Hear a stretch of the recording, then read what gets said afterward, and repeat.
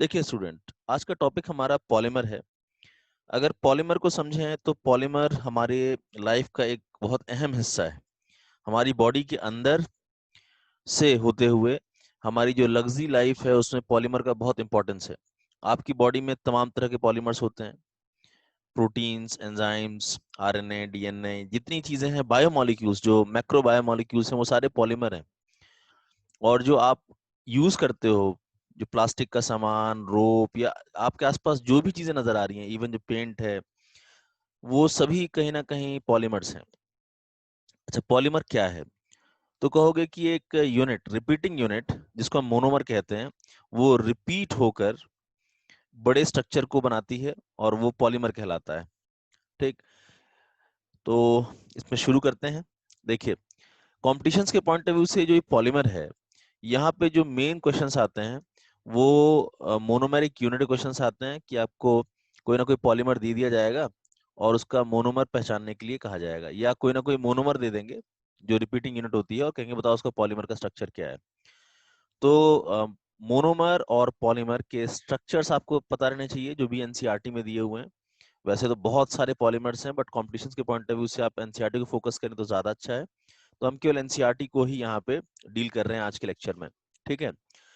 अच्छा, अब इसके बाद अगर बात करें तो मैंने बता दिया कि पॉलीमर हमारे आसपास होने वाली जितनी चीजें हैं, प्लास्टिक, फाइबर्स, पेंट्स, इन सभी में पॉलीमर का रोल है। हमें क्या क्या पढ़ना है, उसमें आते हैं। सबसे पहले हमें पॉलीमर की कैरेक्टरिस्टिक फीचर्स और क्लासिफिकेशंस को समझना है। देखो, ये तो क्लियर हो गया कि पॉलीमर से जो जो पॉलीमर्स हैं वो मैक्रोमोलिक्यूल्स हैं। मैक्रोमोलिक्यूल्स यानी जो मोनोमर है वो छोटा सा मॉलिक्यूल माना जाएगा अगर, तो उसकी पॉलीमराइजेशन की वजह से जो मॉलिक्यूल बन रहा है वो मैक्रोमोलिक्यूल है। तो पॉलीमर को आप एक तरीके से मैक्रोमोलिक्यूल यहाँ पे कह रहे हैं। ठीक। और ये जो मोनोमेरिक यूनिट्स होती हैं, जो रिपीट होती हैं, वो आपस में किस बॉन्ड से लिंक्ड होती हैं, ये क्वेश्चन आता है। तो ये जो covalent bond, strong covalent bond से ये मोनोमेरिक यूनिट्स लिंक होती हैं और पॉलीमर बनाती हैं, या मैक्रोमोलिक्यूल ऐसा आप कह सकते हैं। ठीक। और ये जो प्रोसेस है मोनोमर यूनिट्स का आपस में लिंक होना कोवलेंट बॉन्ड से, ये प्रोसेस पॉलीमराइजेशन प्रोसेस कहलाता है। ठीक। जैसे मान लो इथीन मॉलिक्यूल है, छोटा सा मॉलिक्यूल है इथीन। अब इथीन के बहुत सारे मॉलिक्यूल्स आपस में ऐड होते चले जाएंगे, तो वो जो उनका एडिशन है वो एक तरह का पॉलीमराइजेशन है। इसको हम लोग एडिशन पॉलीमराइजेशन कहते हैं। और इसमें जैसे पाई बॉन्ड जो होता है, डबल बॉन्ड में से एक बॉन्ड पाई बॉन्ड है, तो उसका एक इलेक्ट्रॉन एक कार्बन पे, एक इलेक्ट्रॉन एक कार्बन पे आप शिफ्ट करके देखो, और फिर ये फर्दर यूनिट्स आपस में जुड़ती चली जाएंगी। यानी इस तरह का इसमें रेडिकल बनेगा, ये फ्री रेडिकल, और इस तरह के रेडिकल्स आपस में ऐड होते चले जाएंगे, तो एक एक इलेक्ट्रॉन आपस में बॉन्ड बनाता चला जाएगा। तो रिपीटिंग यूनिट इस तरीके से ऐड हो रही है। अगर मान लो मैं तुमको ये रिपीटिंग यूनिट के साथ स्ट्रक्चर देता और कहता कि बताओ इसका मोनोमर पहचानो, तो आप दोनों तरफ के बॉन्ड को तोड़ देते हैं यहाँ पे और बीच में एक पाई बॉन्ड बना देते हैं। ठीक। तो इस तरह के मॉलिक्यूल्स का जो एडिशन हो गया है उससे हमें मिला पॉलीथीन। इथीन से बना पॉलीथीन, ये एक पॉलीमर है। अच्छा, इसको हम लोग होमोपॉलीमर इसलिए कहते हैं। होमोपॉलीमर यानी कि अगर एक ही तरह का मोनोमर है, सिंगल मोनोमर, अगर सिंगल मोनोमेरिक यूनिट ऐड हो रही है लगातार, सिंगल मोनोमेरिक यूनिट से ही वो पॉलीमर बन रहा है, तो वो होमोपॉलीमर कहलाएगा। और ये एडिशन की वजह से बन रहा है, चीजें ऐड होती जा रही हैं। मतलब जहां पे पाई बॉन्ड अवेलेबल होता है, उनके टूटने की वजह से चीजें ऐड होती हैं, तो उसको एडिशन पॉलीमर कहते हैं। अच्छा, सेकंड वाला जो केस है, ये कोपॉलीमर का मैंने एग्जांपल लिया है। कोपॉलीमर का मतलब ये होता है कि दो या दो से ज्यादा उसकी यूनिट्स हों जो आपस में पॉलीमराइज कर रही हों। अब जैसे hexa methylene diamine, NH2 CH2 6 बार है, फिर NH2, ये हेक्सा मिथाइलिन डायमाइन, ये एक इसका मोनोमेरिक यूनिट है। और एडिपिक एसिड जो है, जिसमें कि COH CH2 4 and then COH, इसका अगर आप IUPAC लिखेंगे तो आ जाएगा hexane 1,6 dioic acid, adipic acid कहते हैं कॉमन नेम। तो इनके बीच में जब पॉलीमराइजेशन होती है तो कुछ पॉलीमराइजेशन के दौरान मॉलिक्यूल्स निकलते हैं। तो पहले वाले में तो केवल एडिशन हुई थी, लेकिन यहाँ पे एडिशन नहीं हो रही है, यहाँ पे मॉलिक्यूल निकलेगा COH ग्रुप का OH और NH2 ग्रुप का एक H, ये आपस में निकल जाएगा, H2 यहाँ से निकल रहा है। इसे कंडेंसेशन कहते हैं। तो जो सेकंड पॉलीमराइजेशन है एग्जाम्पल, वो कंडेंसेशन पॉलीमराइजेशन का एग्जाम्पल है। तो आपको एडिशन, कंडेंसेशन और होमोपॉलीमर और कोपॉलीमर समझ में आया होगा क्या है। ठीक, यहाँ पे दो मॉलिक्यूल में से एक H2 निकल रहा है, हर दो मॉलिक्यूल से एक H2 निकलता है। ठीक है, तो अगर n मॉलिक्यूल्स मैंने दोनों के ले लिए, n मॉलिक्यूल्स ले लिए, तो 2n मॉलिक्यूल्स हो गए ना। तो H2 कितना निकलेगा उस केस में, तो 2n - 1 H2O। ये क्वेश्चन भी पूछा जाता है कि अगर nn मॉलिक्यूल्स आपस में पॉलीमराइज कर रहे हैं तो H2 कितना निकलेगा, तो 2n - 1 H2O मॉलिक्यूल निकलेगा। अच्छा, NH2 का H चला गया, COH का OH चला गया, तो इसके बीच में जो बॉन्ड बना वो बना NH और ये CO के बीच में बॉन्ड। इसे हम लोग एमाइड बॉन्ड कहते हैं, जिसके बारे में हम आगे देखेंगे। कहीं इस तरह के एमाइड बॉन्ड बनते हैं, कहीं ईस्टर बॉन्ड बनते हैं, तो उस हिसाब से हम जो पॉलीमर्स हैं उनको पॉलीएमाइड या पॉलीएस्टर कहते हैं। ये एग्जाम्पल हो जाएगा पॉलीएमाइड का। ठीक, फिलहाल ये कि पॉलीमराइजेशन क्या है और मोनोमेरिक यूनिट आपस में कौन से बॉन्ड से जुड़ी होती हैं, कोवेलेंट बॉन्ड से जुड़ी होती हैं। एडिशन पॉलीमर और कंडेंसेशन पॉलीमर दो मेजर टाइप के पॉलीमर्स होते हैं। एडिशन पॉलीमर में पाई बॉन्ड होना चाहिए और कंडेंसेशन में कोई ना कोई मॉलिक्यूल लीव करना चाहिए। यहाँ पे H2 मॉलिक्यूल लीव कर रहा है, कहीं कहीं CO2, कहीं HCl, कहीं अमोनिया, इस तरह के मॉलिक्यूल लीव करते हैं कंडेंसेशन के वक्त। और होमोपॉलीमर यानी कि सिंगल टाइप का अगर मोनोमर जुड़ता जा रहा है और पॉलीमर बना रहा है तो वो होमो, और कोपॉलीमर में अगर एक से ज्यादा यानी दो या दो से ज्यादा टाइप के अगर यूनिट्स हैं जो आपस में कंडेंस कर रही हैं या जुड़ रही हैं तो वो कोपॉलीमर कहलाता है। आगे बात करें क्लासिफिकेशन ऑफ पॉलीमर। ये कई बेसिस पे आप क्लासिफाई कर सकते हो। पॉलीमर को क्लासिफाई करने का कोई एक बेसिस नहीं है। जैसे एक एक क्लासिफिकेशन अगर देखें तो ये सोर्स की बेसिस पे है कि जो पॉलीमर है उसका सोर्स क्या है। अगर पूरी तरह से वो नेचुरल है, नेचर में पाया जाता है, आप केवल उसको एब्स्ट्रैक्ट कर रहे हैं नेचर से और कुछ नहीं कर रहे हैं, तो वो नेचुरल पॉलीमर कहलाएगा। जैसे आपकी बॉडी में या प्लांट बॉडी में जो प्रोटीन्स पाया जाता है, ठीक, प्लांट बॉडी में जो सेलुलोज, स्टार्च, हमारी बॉडी में जैसे ग्लाइकोजन, तो ये जो मैक्रोमोलिक्यूल्स हैं, बायोमोलिक्यूल्स होते हैं, रेजिन्स, रबर, ये सब नेचुरल सोर्स एनिमल या फिर प्लांट बॉडी से मिलता है। ये सब नेचुरल पॉलीमर्स हैं। इवन जो DNA RNA है ये भी पॉलीमर है न्यूक्लियोटाइड्स का। इसमें न्यूक्लियोटाइड यूनिट्स जो है आपस में जुड़ती चली जाती हैं। और जो एंजाइम्स होते हैं, तुम्हें पता है एंजाइम्स जो हैं या तो सिंपल प्रोटीन होते हैं या तो मॉडिफाइड प्रोटीन्स होते हैं एंजाइम्स, और प्रोटीन खुद भी एक बायोपॉलीमर है। तो जो एंजाइम्स हैं वो भी क्या है, बायोपॉलीमर्स है। तो ये सब क्या नेचुरल पॉलीमर्स हैं। सेमी सिंथेटिक पॉलीमर्स जो हैं, यानी कि उसमें कुछ कंपोनेंट हम नेचर से लेते हैं और फिर उसे थोड़ा सा केमिकली ट्रीट करके किसी और चीज में कन्वर्ट करते हैं। जैसे सेल्यूलोज है, अब सेल्यूलोज तो नेचुरल पॉलीमर है, बट जब हम इसे ट्रीट करके सेल्यूलोज एसीटेट बना लेते हैं या सेल्यूलोज नाइट्रेट बना लेते हैं तो इसे हम लोग सेमी सिंथेटिक पॉलीमर कहते हैं। सेल्यूलोज एसीटेट से जो फाइबर्स बनते हैं वो रेयन फाइबर्स कहलाते हैं। ये अब जैसे एनसीईआरटी जब भी आप रीड करते हैं तो इस तरह का जो फैक्ट आता है वो आपके लिए एक ऑब्जेक्टिव क्वेश्चन के लिए बहुत ही हेल्पफुल फैक्ट होता है, तो पढ़ना चाहिए उसको। तो सेल्यूलोज एसीटेट और सेल्यूलोज नाइट्रेट इसे कहेंगे आप सेमी सिंथेटिक पॉलीमर। ठीक, अच्छा, सिंथेटिक पॉलीमर क्या है कि हम ये पूरी तरह से सिंथेसाइज करते हैं। मोनोमेरिक यूनिट पूरी तरह से केमिकली सिंथेसाइज्ड यूनिट है और नेचर से ये नहीं मिलती है। तो जितने जो मोस्ट ऑफ द पॉलीमर्स आप पढ़ोगे वो सिंथेटिक पॉलीमर्स ही हैं, चाहे वो पॉलीथीन हो, पीवीसी हो, पॉलीएमाइड्स, नाइलॉन्स हो, पॉलिएस्टर हो, ब्यूना एस टाइप के रबर हो। ठीक है, तो ये मोस्टली आप जो चीजें पढ़ोगी इस चैप्टर में वो सिंथेटिक पॉलीमर्स ही हैं जो डेली लाइफ में आप यूज करते हो। ठीक, जो दीवालों में पहले तो पेंट हुआ करता था वाइट वाला, उसको लगाते थे केवल वाइट, चूना जैसे कहते थे। लेकिन अब आप देखो तो सिंथेटिक पेंट्स आते हैं, यानी कि दीवार पे कितने चमकीला टाइप का पेंट होता है, एकदम हाथ से छूने पे छूटता भी नहीं है और वो अगर उखाड़ोगे तो लेयर की तरह निकल आता है। तो पेंट इंडस्ट्री में भी पॉलीमर्स का बहुत इंपॉर्टेंस है आज की डेट में। वैसे तो हर जगह इसका इंपॉर्टेंस है। अब देखो सेकंड क्लासिफिकेशन अगर देखें पॉलीमर्स की तो वो क्लासिफिकेशन स्ट्रक्चर बेस्ड क्लासिफिकेशन है। ठीक, तो बेसिकली यहाँ पे तीन हम कैटेगरी में इसको तोड़ते हैं: linear polymer, branched chain polymer and cross link या नेटवर्क पॉलीमर। थोड़ा बहुत आपको पता होना चाहिए इसमें। देखो लीनियर पॉलीमर का सीधा सीधा मतलब है मोनोमेरिक यूनिट जो है सीधे एक चेन के फॉर्म में जुड़ती जा रही है। ठीक, इसमें लॉन्ग स्ट्रेट चेन पाई जाती है और वो लॉन्ग स्ट्रेट चेन आपस में भी इंटरेक्ट करती है, van der Waals force of interaction से वापस में बंधी रहती है। लेकिन अगर आप पॉलीमेरिक चेन की बात करेंगे तो एकदम स्ट्रेट चेन होती है। ठीक है, और यहाँ पे एक बात का ध्यान रखना है हमें कि because of close packing of polymeric chain, ये जो पॉलीमेरिक चेन है, जैसे ये एक चेन, ये दूसरी चेन, ये तीसरी चेन, तो ये बहुत ही क्लोजली पैक्ड होती है आपस में। ये जो चेन्स हैं ये बहुत ही क्लोजली पैक्ड चेन्स हैं, ठीक। तो इनके लीनियर होने की वजह से और क्लोज पैकिंग की वजह से इनकी जो मेल्टिंग पॉइंट होती है वो कंपैरेटिवली हाई होती है। इनकी डेंसिटी, क्योंकि पैकिंग अच्छी हुई है तो डेंसिटी भी इनकी ज्यादा होती है, और जो इनका टेंसाइल स्ट्रेंथ होता है वो भी ज्यादा होता है। एग्जाम्पल्स में नाइलॉन्स जो भी हैं, नाइलॉन 66, नाइलॉन 610, या पॉलिएस्टर में टेलिलीन, डेक्रॉन, ये सब जो आते हैं नाइलॉन और पॉलिएस्टर, और हाई डेंसिटी पॉलीथीन, ये सब इंपॉर्टेंट एग्जाम्पल है। पीवीसी भी इसमें एग्जाम्पल है। ये सब लीनियर पॉलीमर्स हैं, ठीक है ना। पीवीसी, पॉलीथीन और nylon and polyester. Branched chain में क्या होता है, ध्यान से सुनना, मोनोमेरिक जो यूनिट्स हैं वो जुड़ती चली जाती हैं और चेन बनता चला जाता है, ठीक। लेकिन चेन के बीच में कहीं ना कहीं ब्रांचिंग भी होना शुरू हो जाती है। तो मोनोमेरिक यूनिट जो है, उस जो मेन चेन है उसमें ब्रांचिंग भी शो करती है।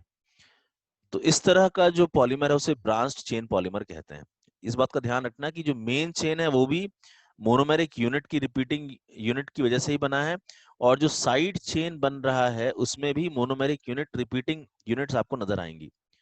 क्लियर है। लीनियर पॉलीमर में मोनोमेरिक यूनिट एकदम स्ट्रेट चेन बनाती हैं, लेकिन ब्रांच्ड में स्ट्रेट चेन के साथ साथ जो साइड ब्रांचिंग होती है वो भी मोनोमेरिक यूनिट की बनी होती है। ये इंपॉर्टेंट पॉइंट है। These polymer contains linear chain having some branch also, ठीक। और ब्रांचिंग में भी रिपीटिंग यूनिट पाई जाती है, इसका ध्यान देना। ब्रांचिंग में भी रिपीटिंग यूनिट ही पाई जाती है, कोई और बॉन्डिंग नहीं है। वो रिपीटिंग यूनिट आपको मेन बैकबोन में मिलेगी, और जो साइड चेन बनी है उसमें भी आपको रिपीटिंग यूनिट मिलेगी। तो ये प्रॉपर प्रेजेंटेशन नहीं है, हालांकि ऐसे में थोड़ा सा कंफ्यूजन आ रहा है कि दो लंबी चेन है, बीच में क्रॉस लिंकिंग है। ये एक्चुअली क्रॉस लिंकिंग का प्रेजेंटेशन है। ब्रांच चेन का प्रेजेंटेशन अगर देखा जाए तो वो ऐसा है कि भाई आपको एक सीधी चेन ऐसे बनानी चाहिए और उसके बगल में फिर साइड चेन। तो ये प्रॉपर प्रेजेंटेशन है किसका, ब्रांच चेन का। इसमें एग्जांपल्स में लो डेंसिटी पॉलीथिन आता है। अब देखो पॉलीथिन दो तरह का हो गया। हाई डेंसिटी पॉलीथिन लीनियर होता है पूरी तरह से, लेकिन लो डेंसिटी पॉलीथिन क्या होता है, ब्रांच्ड होता है, ठीक। अच्छा, ब्रांचिंग की वजह से जो एक मेजर इंपैक्ट पड़ता है वो ये है कि because of branching they do not pack well. Branching की वजह से इनकी पैकिंग अच्छी नहीं होती है, जबकि लीनियर में पैकिंग अच्छी हुई थी। अब जब पैकिंग अच्छी नहीं होती है तो उसकी डेंसिटी भी कम होती है, और मेल्टिंग पॉइंट कम रहता है, टेंसाइल स्ट्रेंथ कम रहता है। तो ये एक मेजर डिफरेंस यहाँ पे क्वेश्चन आपसे पूछा जा सकता है, ठीक। फिर जो स्टार्च में एमाइलोपेक्टिन पाया जाता है, स्टार्च में जो दो चीजें होती हैं, एमाइलोज और एमाइलोपेक्टिन। एमाइलोपेक्टिन पार्ट जो होता है वो ब्रांच होता है, और सेलुलोज भी ब्रांच्ड होता है एमाइलोपेक्टिन की तरह। तो ब्रांच में आप ये तीन एग्जांपल याद रखो कि low density polythene, amylopectin starch वाला, और सेलुलोज, ये सब क्या है, ब्रांच पॉलीमर है। मैंने क्या बोला, ब्रांच पॉलीमर में स्ट्रेट चेन होती है और साइड चेन्स भी होती हैं। स्ट्रेट चेन में भी मोनोमर यूनिट होती है, साइड चेन में भी मोनोमरिक यूनिट रिपीट होती रहती है। क्रॉस लिंक्ड में क्या होता है कि स्ट्रेट चेन जो होती है उसमें साइड में कम से कम दो बॉन्ड बने रहते हैं, और वो बॉन्ड का नेचर स्ट्रॉन्ग कोवेलेंट बॉन्ड ही रहता है। उसे हम लोग क्रॉस लिंकिंग कहते हैं। दो स्ट्रेट चेन के बीच में किसी ग्रुप की वजह से साइड से बॉन्ड बना होना, और जो इन दोनों को आपस में कनेक्ट करता हो, यानी कि दो चेन के बीच में एटलीस्ट दो कोवेलेंट बॉन्ड आपस में कनेक्ट कर रहे हो, इसको हम लोग क्रॉस लिंकिंग कहते हैं। अब यह ध्यान देना कि जो मेन चेन है उसमें जो साइड में ये जो बॉन्ड बना, इसमें रिपीटिंग यूनिट नहीं है। तो ब्रांचिंग में और इसमें डिफरेंस क्या है कि ब्रांचिंग के वक्त जो साइड चेन थी उसमें भी रिपीटिंग यूनिट थी। यहाँ पे क्या है कि रिपीटिंग यूनिट स्ट्रेट चेन में है, और उनके दो स्ट्रेट चेन के बीच में जो बॉन्डिंग है, लीनियर वाले केस में वो बॉन्डिंग वीक होती है, वेंडरवॉल फोर्स टाइप की होती है। लेकिन यहाँ पे वो बॉन्डिंग जो होती है वो कोवेलेंट बॉन्ड होती है। तो आपको समझ में आ जाना चाहिए कि लीनियर में, ब्रांच्ड में और क्रॉस लिंकिंग में क्या डिफरेंस है। लीनियर में चेन के बीचों बीच आपस में कौन सी बॉन्डिंग है, वेंडरवॉल फोर्स ऑफ अट्रैक्शन, ये वीक होता है। लेकिन वहीं क्रॉस लिंकिंग में ये कोवेलेंट, स्ट्रॉन्ग कोवेलेंट बॉन्डिंग होती है। जैसे एग्जांपल के तौर पे जैसे सल्फाइड लिंकेजेस जो हम वल्कनाइजेशन ऑफ रबर करते हैं, तो उसमें cross linking of sulphide bonds या एस एस बॉन्ड्स इंट्रोड्यूस होते हैं, तो वो स्ट्रॉन्ग बॉन्ड्स होते हैं। अच्छा, दूसरी बात ये है कि कभी कभी क्रॉस लिंकिंग बाई फंक्शनल या ट्राई फंक्शनल ग्रुप प्रेजेंट होने की वजह से भी होती है। जैसे कुछ मोनोमर्स ऐसे होते हैं जिसमें दो या दो से ज्यादा फंक्शनल ग्रुप्स प्रेजेंट रहते हैं। हम आगे बात करेंगे बेकेलाइट वगैरह की। बेकेलाइट इसका एग्जाम्पल है परफेक्ट एक, कि उसमें एक दो या दो से ज्यादा फंक्शन ग्रुप्स हैं, तो उसमें क्या होता है कि चेन सीधी भी ग्रो करती है और साइड में भी वो क्रॉस लिंकिंग बना लेती है। तो साइड में क्रॉस लिंकिंग बनाने के लिए पीछे रीजन क्या है, बाई फंक्शनल या ट्राई फंक्शनल मोनोमर्स का होना। ठीक, इसके बाद इसमें एग्जांपल के तौर पे आप बेकेलेट और मेलामाइन याद कर लेंगे। ये एक बहुत इंपॉर्टेंट क्वेश्चन पूछा भी गया था एक बार नीट में, जिसमें 4 स्टेटमेंट दिए थे। उसमें की स्टेटमेंट ये था कि क्रॉस लिंकिंग में चेन्स के बीच में कौन सा बॉन्ड होता है, तो कोवेलेंट बॉन्ड होता है, ये ध्यान देना है। और एग्जाम्पल के तौर पर बेकेलाइट और मेलामाइन ये दोनों के दोनों जो है क्रॉस लिंक्ड या नेटवर्क पॉलीमर में आते हैं। आगे अगर बात करें हम तो मेजर जो क्लासिफिकेशन है वो उसके मोड पर कि भाई पॉलिमराइजेशन हुआ कैसे, ये हम थर्ड क्लासिफिकेशन पढ़ रहे हैं। एक हमने सोर्स के बेसिस पे पढ़ा, एक हमने अभी पीछे स्ट्रक्चर की बेसिस पे पढ़ा, ये अभी हम एक पढ़ रहे हैं मोड ऑफ पॉलिमराइजेशन की एडिशन हो रहा है कि कंडेंसेशन हो रहा है। तो यहाँ पे एडिशन में बस इतना ध्यान देना है कि जो मोनोमर्स है उसमें पाई बॉन्ड होना चाहिए, डबल या ट्रिपल बॉन्ड जैसा कुछ होना चाहिए, और चीजें ऐड होती चली जाती हैं। इसमें कभी कंडेंसेशन की तरह मॉलिक्यूल बाहर नहीं आता है, इसमें सिंपली पाई बॉन्ड टूटता है और चीजें जुड़ती चली जाती हैं। ठीक, तो एग्जाम्पल इथीन से बनना पॉलीथीन इसका एग्जाम्पल है। अब यहाँ एक ध्यान देना है कि एडिशन पॉलीमर में दोनों कैटेगरी पाई जा सकती है। होमो पॉलीमर भी इसमें पाया जा सकता है, होमो पॉलीमर भी पाया जा सकता है, और को पॉलीमर भी इसमें पाया जा सकता है एडिशन के अंदर। बस आपको समझना ये है कि होमो पॉलीमर यानी एक ही तरह की यूनिट आपस में जुड़ रही है, जैसे एग्जाम्पल पॉलीथीन। लेकिन को पॉलीमर जैसे ब्यूना एन और ब्यूना एस, इसमें एग्जाम्पल अगर लें, ब्यूना में ब्यू का मतलब होता है ब्यूटाडाइइन, 1,3 ब्यूटाडाइइन, और एस का मतलब होता है स्टाइरिन। अगर मैं स्ट्रक्चर की बात करूं तो स्टाइरिन ऐसा है, ये हो गया बेंजीन रिंग और उसके ऊपर लगा हुआ है C S double bond CH2, this is styrene. तो ब्यूटाडाइन और स्टाइरिन ये दो अलग अलग यूनिट हो गए ना, तो इनके बीच में जो पॉलिमराइजेशन हो रही है उसको हम लोग कोपॉलीमर कहेंगे। और यहाँ तो इथीन इथीन इथीन इथीन से पॉलीथीन बन रहा था सिंगल यूनिट से, तो उसको हम लोग कहेंगे होमो। लेकिन इन दोनों का जो एक कैटेगरी है उसको कहेंगे एडिशन, क्योंकि दोनों के दोनों एडिशन से ही बने हैं, पाई बॉन्ड टूट रहा है, नया बॉन्ड बन रहा है। ठीक, अच्छा, ये जो ब्यूना एस है इसमें जरा समझो ये एडिशन होता कैसे है। देखो, पाई बॉन्ड इसका स्टायरिन का टूटकर एक कार्बन पे इलेक्ट्रॉन यहाँ पहुंचा, एक इलेक्ट्रॉन इस कार्बन में पहुंचा, और ऐसे ब्यूटाडाइन में दोनों जो पाई बॉन्ड्स हैं वो भी होमोलाइज, एक तरीके से आप मान लो पाई बॉन्ड टूट रहा है और होमोलाइज हो रहा है, यानी कि इलेक्ट्रॉन ट्रांसफर हो रहे हैं। तो ये बीच वाला जो सीसी यहाँ पे था वहां पे एक डबल बॉन्ड आ जाएगा, और जो पहले से डबल बॉन्ड थे वो टूट जाएंगे, और फिर वो फर्दर अब दूसरे यूनिट से जाके जुड़ जाएंगे। तो आप उसको ऐसे देख सकते हो कि ये ब्यूना एस का स्ट्रक्चर है, इसको हम लोग कहते हैं ब्यूटाडाइन स्टायरिन कोपॉलीमर। अच्छा, मैं अगर आपको मान लो ब्यूना एस का ये स्ट्रक्चर देकर पूछूं कि इसमें क्या तुम मोनोमर पहचान सकते हो, तो उसमें यही ध्यान देना है कि C6H5CH2 ये वाला जो यूनिट है ये हमें स्टायरिन यूनिट समझ में आ रही है, और उसके बाद में जो ये यूनिट समझ में आ रही है ये हमें कौन सी ब्यूटाडाइन यूनिट समझ में आ रही है। तो इसमें जब हम तोड़ के चेक करेंगे, मतलब रिवर्स अगर चेक करना हो कि स्ट्रक्चर चेक करो क्या क्या इसमें है, तो आप ये कह सकते हो कि हाँ इसमें स्टायरिन यूनिट नजर आ रही है और ब्यूटाडाइन। जब ये टूटेगा यहाँ से तब इसके ओरिजिनल पाई बॉन्ड जनरेट होंगे, है ना। जब ये टूटेगा यहाँ से तो एक इलेक्ट्रॉन यहाँ से आया, फिर वो इलेक्ट्रॉन यहाँ पाई बना लेगा, इसका ये वाला एक पाई इधर आ जाएगा, और ये बॉन्ड यहाँ से टूटेगा तो एक इलेक्ट्रॉन उसका इधर आके पाई इधर शिफ्ट हो जाएगा। आप ऐसे सोच सकते हैं कि ब्यूना एस का अगर स्ट्रक्चर दिया जाए कि उसमें कहाँ ब्यूटाडाइन एग्जिस्ट कर रहा है और कहाँ पे स्टायरिन एग्जिस्ट कर रहा है। यानी क्वेश्चन ऐसे भी आते हैं कि पॉलीमर का स्ट्रक्चर देकर कहता है मोनोमर को पहचानो उसका। अब यहाँ ध्यान देना है कि एडिशन पॉलीमर्स जो हैं उनको हम लोग चेन ग्रोथ पॉलीमर भी कहते हैं। एडिशन पॉलीमर में होता क्या है कि एक एक मोनोमर जाके ऐड होता रहता है और चेन लगातार बढ़ती रहती है, तो उसको हम लोग चेन ग्रोथ इसीलिए कहते हैं, एक एक यूनिट आती जा रही है और ऐड होती जा रही है। अच्छा, ये इसमें होता क्या है कि जब ये रिएक्शन हो रही होती है पॉलीमराइजेशन की, तो उसमें इंटरमीडिएट फ्री रेडिकल कार्बोकेटायन या कार्बन आयन कुछ भी बन सकता है। जो ज्यादातर हम पॉलीमराइजेशन पढ़ते हैं वो फ्री रेडिकल पॉलीमराइजेशन पढ़ते हैं, बट कार्बोकेटायनिक या कार्बन आयनिक पॉलीमराइजेशन भी होती है। ठीक, अब ध्यान ये देना है कि एडिशन पॉलीमराइजेशन में इंटरमीडिएट बने थे, लेकिन कंडेंसेशन पॉलीमराइजेशन में इस तरह के इंटरमीडिएट नहीं बनते हैं। Free radical carbocation carbon ion ये सब नहीं बनते हैं। इसको हम लोग स्टेप ग्रोथ कहते हैं। स्टेप ग्रोथ यानी कि देखो ब्लॉक्स बने हैं इसमें, कंडेंसेशन में ऐसे ऐसे ब्लॉक्स बनते हैं और फिर वो ब्लॉक्स आपस में जुड़ते चले जाते हैं, तो उसको कहते हैं स्टेप ग्रोथ। और यहाँ पे क्या था, एक एक यूनिट आके ऐड होती चली जाती है, तो उसे कहते हैं चेन ग्रोथ। आप सिंपली याद रखो, जो एडिशन पॉलीमर्स हैं वो चेन ग्रोथ हैं, जो कंडेंसेशन पॉलीमर्स हैं वो स्टेप ग्रोथ हैं। ठीक।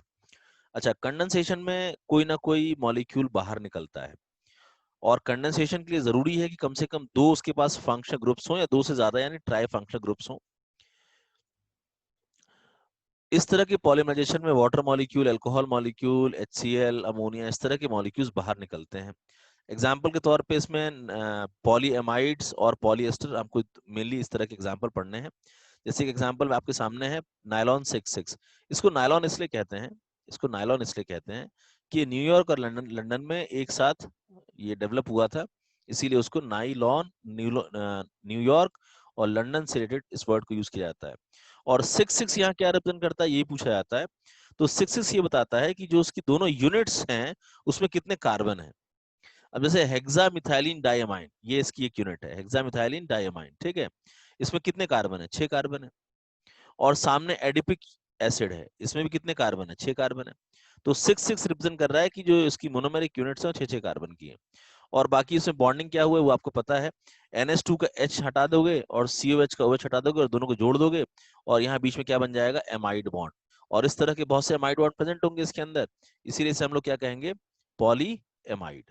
तो ये कंडेंसेशन पॉलीमर कहलाता है, स्टेप ग्रोथ पॉलीमर कहलाता है।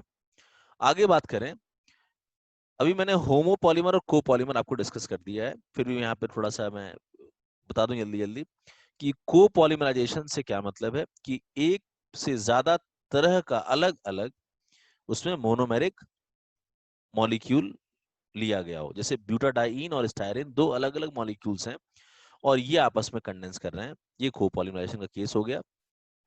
इसे हम लोग क्या कहते हैं, ब्यूना, ब्यूना एस, ब्यूटाडाइन और स्टायरिन से बना हुआ, इसको SBR भी कहते हैं, SBR।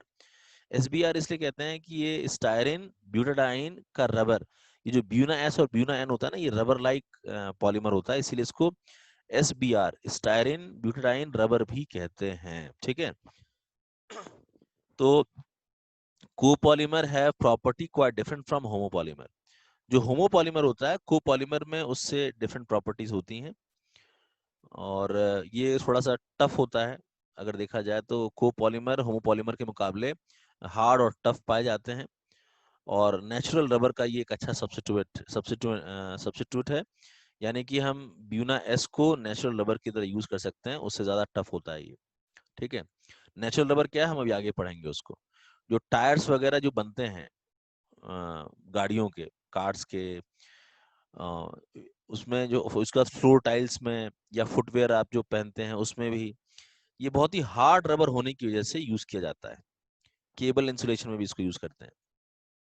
देखिए, जैसे अगर मैं आपसे पूछूं एक क्वेश्चन ऐसे कि ये स्ट्रक्चर आपको दिया गया है, बताओ ये होमोपॉलीमर है कोपॉलीमर है, तो स्ट्रक्चर से पहचानना आपको आना चाहिए। इसमें क्या है, अब ये स्ट्रक्चर आप देखो तो इसमें ऐसा बना हुआ है CH2, देन अगेन CH है, उसके बगल में बेंजीन लगा हुआ है, तो वो मैं यहाँ अलग से दिखा देता हूँ, बेंजीन ऐसे बना के, और फिर अगला एक ऐसे बॉन्ड है, और ये n टाइम्स रिपीट हो रहा है। आपको यहाँ से समझ में आना चाहिए कि ये तो स्टायरिन यूनिट ही केवल रिपीट हो रही है। इसका मतलब कि ये जो मॉलिक्यूल आपको दिया गया है, ये पॉलीस्टायरिन, आप यही पहचान गए, स्टायरिन से बना हुआ पॉलीस्टायरिन मॉलिक्यूल आपको दिया है। अब एक ही यूनिट उसमें बार बार रिपीट हो रही है ना, तो ये कौन सा हुआ, बोलोगे होमोपॉलीमर हुआ। लेकिन अगर मैं आपको ये वाला स्ट्रक्चर देकर पूछूं कि ये कौन सा है, कोपॉलीमर की होमोपॉलीमर, तो आपको इसमें क्या दिखाई देगा कि ये वाला पहला यूनिट ये आया है किससे, ब्यूटाडाइन से, और ये उसके बाद वाली यूनिट कहाँ से आई है, बोलोगे ये आई है स्टायरिन से। इसको आपके कहेंगे कोपॉलीमर। तो कोपॉलीमर और होमोपॉलीमर को आपको पहचानना आना चाहिए यूनिट देख के। मोनोमर्स क्या क्या हैं, पॉलीमर का स्ट्रक्चर क्या है, होमोपॉलीमर की कोपॉलीमर, इसकी पहचान होनी चाहिए, क्वेश्चन यहाँ से आते हैं। अब आगे बात करें, जैसे पॉली इथाइलिन या पॉलीथीन भी कह सकते हैं, पॉलीप्रोपाइलीन, पॉलीब्यूटाडाइन, पॉलीस्टायरिन, पॉलीविनाइल क्लोराइड यानी PVC, इनका स्ट्रक्चर कैसा है। तो बस मैं यहाँ ये बताना चाहता हूँ कि इनकी एडिशंस कैसे होती है। जैसे इथीन आपके सामने है, CH2 डबल बॉन्ड CH2, बीच वाला पाई बॉन्ड तोड़ दो आप, और उसको दोनों तरफ से कार्बन कार्बन के दो नए बॉन्ड बनाकर n मॉलिक्यूल्स को दिखा दो कि वो कंडेंस मतलब ऐड हो गए। तो ये हो गया किसका स्ट्रक्चर, पॉलीइथाइलिन का पहला वाला स्ट्रक्चर, पॉलीइथाइलिन हो गया ये। इसी तरह से मान लो इसको कहते हैं प्रोपीन, IUPAC नेम प्रोपीन है, और कॉमनली इसको प्रोपाइलिन कह सकते हैं। अब इसमें भी क्या करो, पाई बॉन्ड तोड़कर एक इलेक्ट्रॉन इस पे शिफ्ट कर दो और उसको जोड़ दो। तो मैंने क्या किया, इसका स्ट्रक्चर मैं आपको ऐसे दिखा रहा हूँ बनाकर। ये कैसा बना है कि CH CH2 और इस CH पे मैंने यहाँ पे CH3 यहाँ अलग से दिखा दिया नीचे की तरफ, ये वाला CH3। तो CH डबल बॉन्ड जो CH2 था उसमें CH2 के सामने बॉन्ड एक फ्री हो गया, CH पे एक बॉन्ड फ्री हो गया, ये आपस में जुड़ता चला जाएगा, है ना। तो CH इस पे लगा हुआ है CH3, ये CH3 और सामने CH2। तो ये एक्चुअली क्या है, प्रोपीन से बना हुआ है। तो इसको कहेंगे पॉलीप्रोपीन या पॉलीप्रोपाइलिन, पॉलीप्रोपाइलिन। ठीक इसी तरह से ब्यूटाडाइन से अगर आप देखोगे तो आप जानते हो कि CH2 डबल्स फिर CH सिंगल CH डबल, ये होता है ब्यूटाडाइन। और जब ये एडिशन पॉलीमराइजेशन शो करेगा तो क्या करना होता है, पाई को तोड़कर ऐसे होमोलाइज कर लो एक एक इलेक्ट्रॉन, ठीक। और बीच वाले कार्बन पे डबल बॉन्ड दिखा दो, बीच वाले जो दोनों कार्बन है डबल बॉन्ड दिखा दो, और जो टर्मिनल वाले CH2 हैं उनको दिखा दो कि वो आगे बॉन्ड बना रहे हैं, और एन मॉलिक्यूल्स को इस तरीके से कंडेंस करता हुआ दिखा दो। तो ब्यूटाडाइन से बना हुआ इसे हम लोग कहेंगे पॉलीब्यूटाडाइन। ऐसे ही पॉलीस्टायरीन अगर है तो बोलोगे स्टायरीन हमें पता है क्या होता है, बेंजीन रिंग है और बेंजीन रिंग के ऊपर क्या लगा हुआ है, CS डबल बॉन्ड CH2, इसको कहेंगे स्टायरीन। अब इसमें भी अगर तुम्हें एडिशन पॉलीमराइजेशन दिखानी है कि कैसे बना, तो CH पाई बॉन्ड तोड़ दो और एक बॉन्ड यहाँ फ्री कर दो, एक बॉन्ड इस तरफ फ्री कर दो और एन मॉलिक्यूल्स को जुड़ता हुआ दिखा दो। इसे आप लोग कह सकते हैं कि दिस इज पॉलीस्टायरीन, स्टायरीन से बना हुआ। ऐसे ही पॉलीविनाइल क्लोराइड, आपको पता है विनाइल ग्रुप कहाँ होता है, बोलोगे CS डबल बॉन्ड CH यहाँ लगा होता है, तो विनाइल पोजीशन है ये मैंने Cl लगा दिया, तो इसको हम लोग कहेंगे vinyl chloride. This is called vinyl chloride, ठीक है। CS डबल बॉन्ड CH ये पोजीशन विनाइल पोजीशन होती है। अब इसके एन मॉलिक्यूल्स अगर कंडेंस करेंगे तो वो एडिशन पॉलीमर ही बनाएगा, है ना। पाई बॉन्ड टूट जाएगा, CH2 CH, Cl को मैं ऊपर दिखा दे रहा हूँ समझाने के लिए। तो पाई बॉन्ड तोड़ दिया मैंने इसके बीच का, CH2 CH के बीच का, और एक बॉन्ड यहाँ फ्री कर दिया, एक बॉन्ड इस तरफ फ्री कर दिया, एन मॉलिक्यूल्स को ऐड करता हुआ दिखा दिया। इसे हम कह सकते हैं पॉलीविनाइल क्लोराइड PVC। आपने जितने एग्जांपल्स देखे ये सभी एग्जांपल्स कौन से थे, बोलोगे एडिशन पॉलीमर के एग्जांपल्स थे, पहली बात। दूसरी बात ये कि इसमें जितने भी मैंने एग्जांपल लिए हैं इसमें देखो एक ही तरह का मॉलिक्यूल कंडेंस कर रहा है, यानी जितने मैंने एग्जांपल्स लिए हैं सारे एग्जांपल्स कौन से एग्जांपल्स थे, बोलोगे होमो पॉलीमर के एग्जांपल्स थे, होमो पॉलीमर के एग्जांपल्स थे। इसी तरह से देखो और बात करें, ये दो इंपॉर्टेंट एग्जांपल्स हैं, इसमें इसको टेफ्लॉन कहते हैं, टेट्राफ्लोरोइथेन, इथेन सॉरी, इथीन आपको पता है CS2 डबल बॉन्ड CS2 होता है, इसके दोनों छटाकर दोनों तरफ के हमने F लगा दिया तो इसे कहेंगे टेट्राफ्लोरोइथीन। और ये भी कंडेंस करेगा, सॉरी ये भी एडिशन पॉलीमर शो करेगा, कैसे, पाई बॉन्ड तोड़ के उसको होमोलाइज कर लो और फिर उसके आगे बॉन्ड दिखा दो कि भाई ये फर्दर यहाँ पे बॉन्ड बनाएगा, ये इस तरह बॉन्ड बनाएगा। तो इसे हम लोग क्या कह सकते हैं, इसे कह सकते हैं पॉली टेट्रा फ्लोरो इथीन। इसको हम लोग PT पॉली टेट्रा फ्लोरो इथीन PTFE भी कहते हैं और टेफ्लॉन भी कहते हैं। तो टेफ्लॉन जो है कैसे बनता है, तो टेट्राफ्लोरोइथीन को फ्री रेडिकल एडिशन पर सल्फेट कैटलिस्ट की तरह यूज करके, ये एडिशन है ध्यान देना, एडिशन मैंने पीछे डिस्कस किया था कि उसमें इंटरमीडिएट्स बनते हैं, तो मोस्टली इंटरमीडिएट्स बनते हैं वो कौन से बनते हैं, फ्री रेडिकल। तो ये फ्री रेडिकल एडिशन पॉलीमराइजेशन से बन रहा है जिसमें कैटलिस्ट हम यूज करते हैं पर सल्फेट, ये आपसे पूछा जा सकता है। And it is chemically inert, ये जो टेफ्लॉन होता है वो केमिकली इनर्ट होता है, ये पता होना चाहिए। Resistant to attack by corrosive, जो रिएजेंट होते हैं जो कोरोजन को प्रमोट करते हैं वो इस पर असर नहीं डालते हैं। और इसीलिए हम इस टेफ्लॉन को कहाँ यूज करते हैं, देखो जो आपने देखा होगा जो गाड़ियां होती हैं, गाड़ियों की सरफेस बहुत चमकीली होती है तो वो टेफ्लॉन कोटिंग होती है एक्चुअली।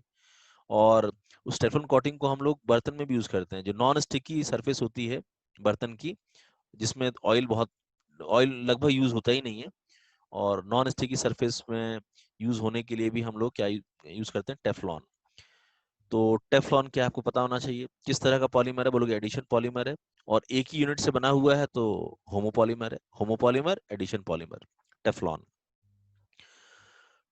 ठीक, Teflon coating undergo decomposition at a temperature above 300 degree Celsius, ये भी एक फैक्ट आप पढ़ सकते हैं इस फैक्ट को। इसके बाद पॉली एक्राइलोनाइट्राइल, एक्राइलोनाइट्राइल जो होता है वो CS2 double bond CH CN, इसे कहते हैं एक्राइलोनाइट्राइल। यानी इसको आप ऐसे दिखा सकते हो कि CH2 फिर CH है फिर CN है, और जब ये पॉलीमराइज करेगा तो एडिशन पॉलीमराइज करेगा, पाई बॉन्ड इसका टूट जाएगा, एक इलेक्ट्रॉन यहाँ शिफ्ट होगा, एक इलेक्ट्रॉन कार्बन भी यहाँ शिफ्ट होगा, और आप दिखा सकते हो कि दोनों तरफ से ये बॉन्ड बनाता हुआ पॉलीमराइज कर रहा है। इसे कहेंगे पॉलीएक्राइलोनाइट्राइल पैन, पॉलीएक्राइलोनाइट्राइल पैन कहते हैं इसको।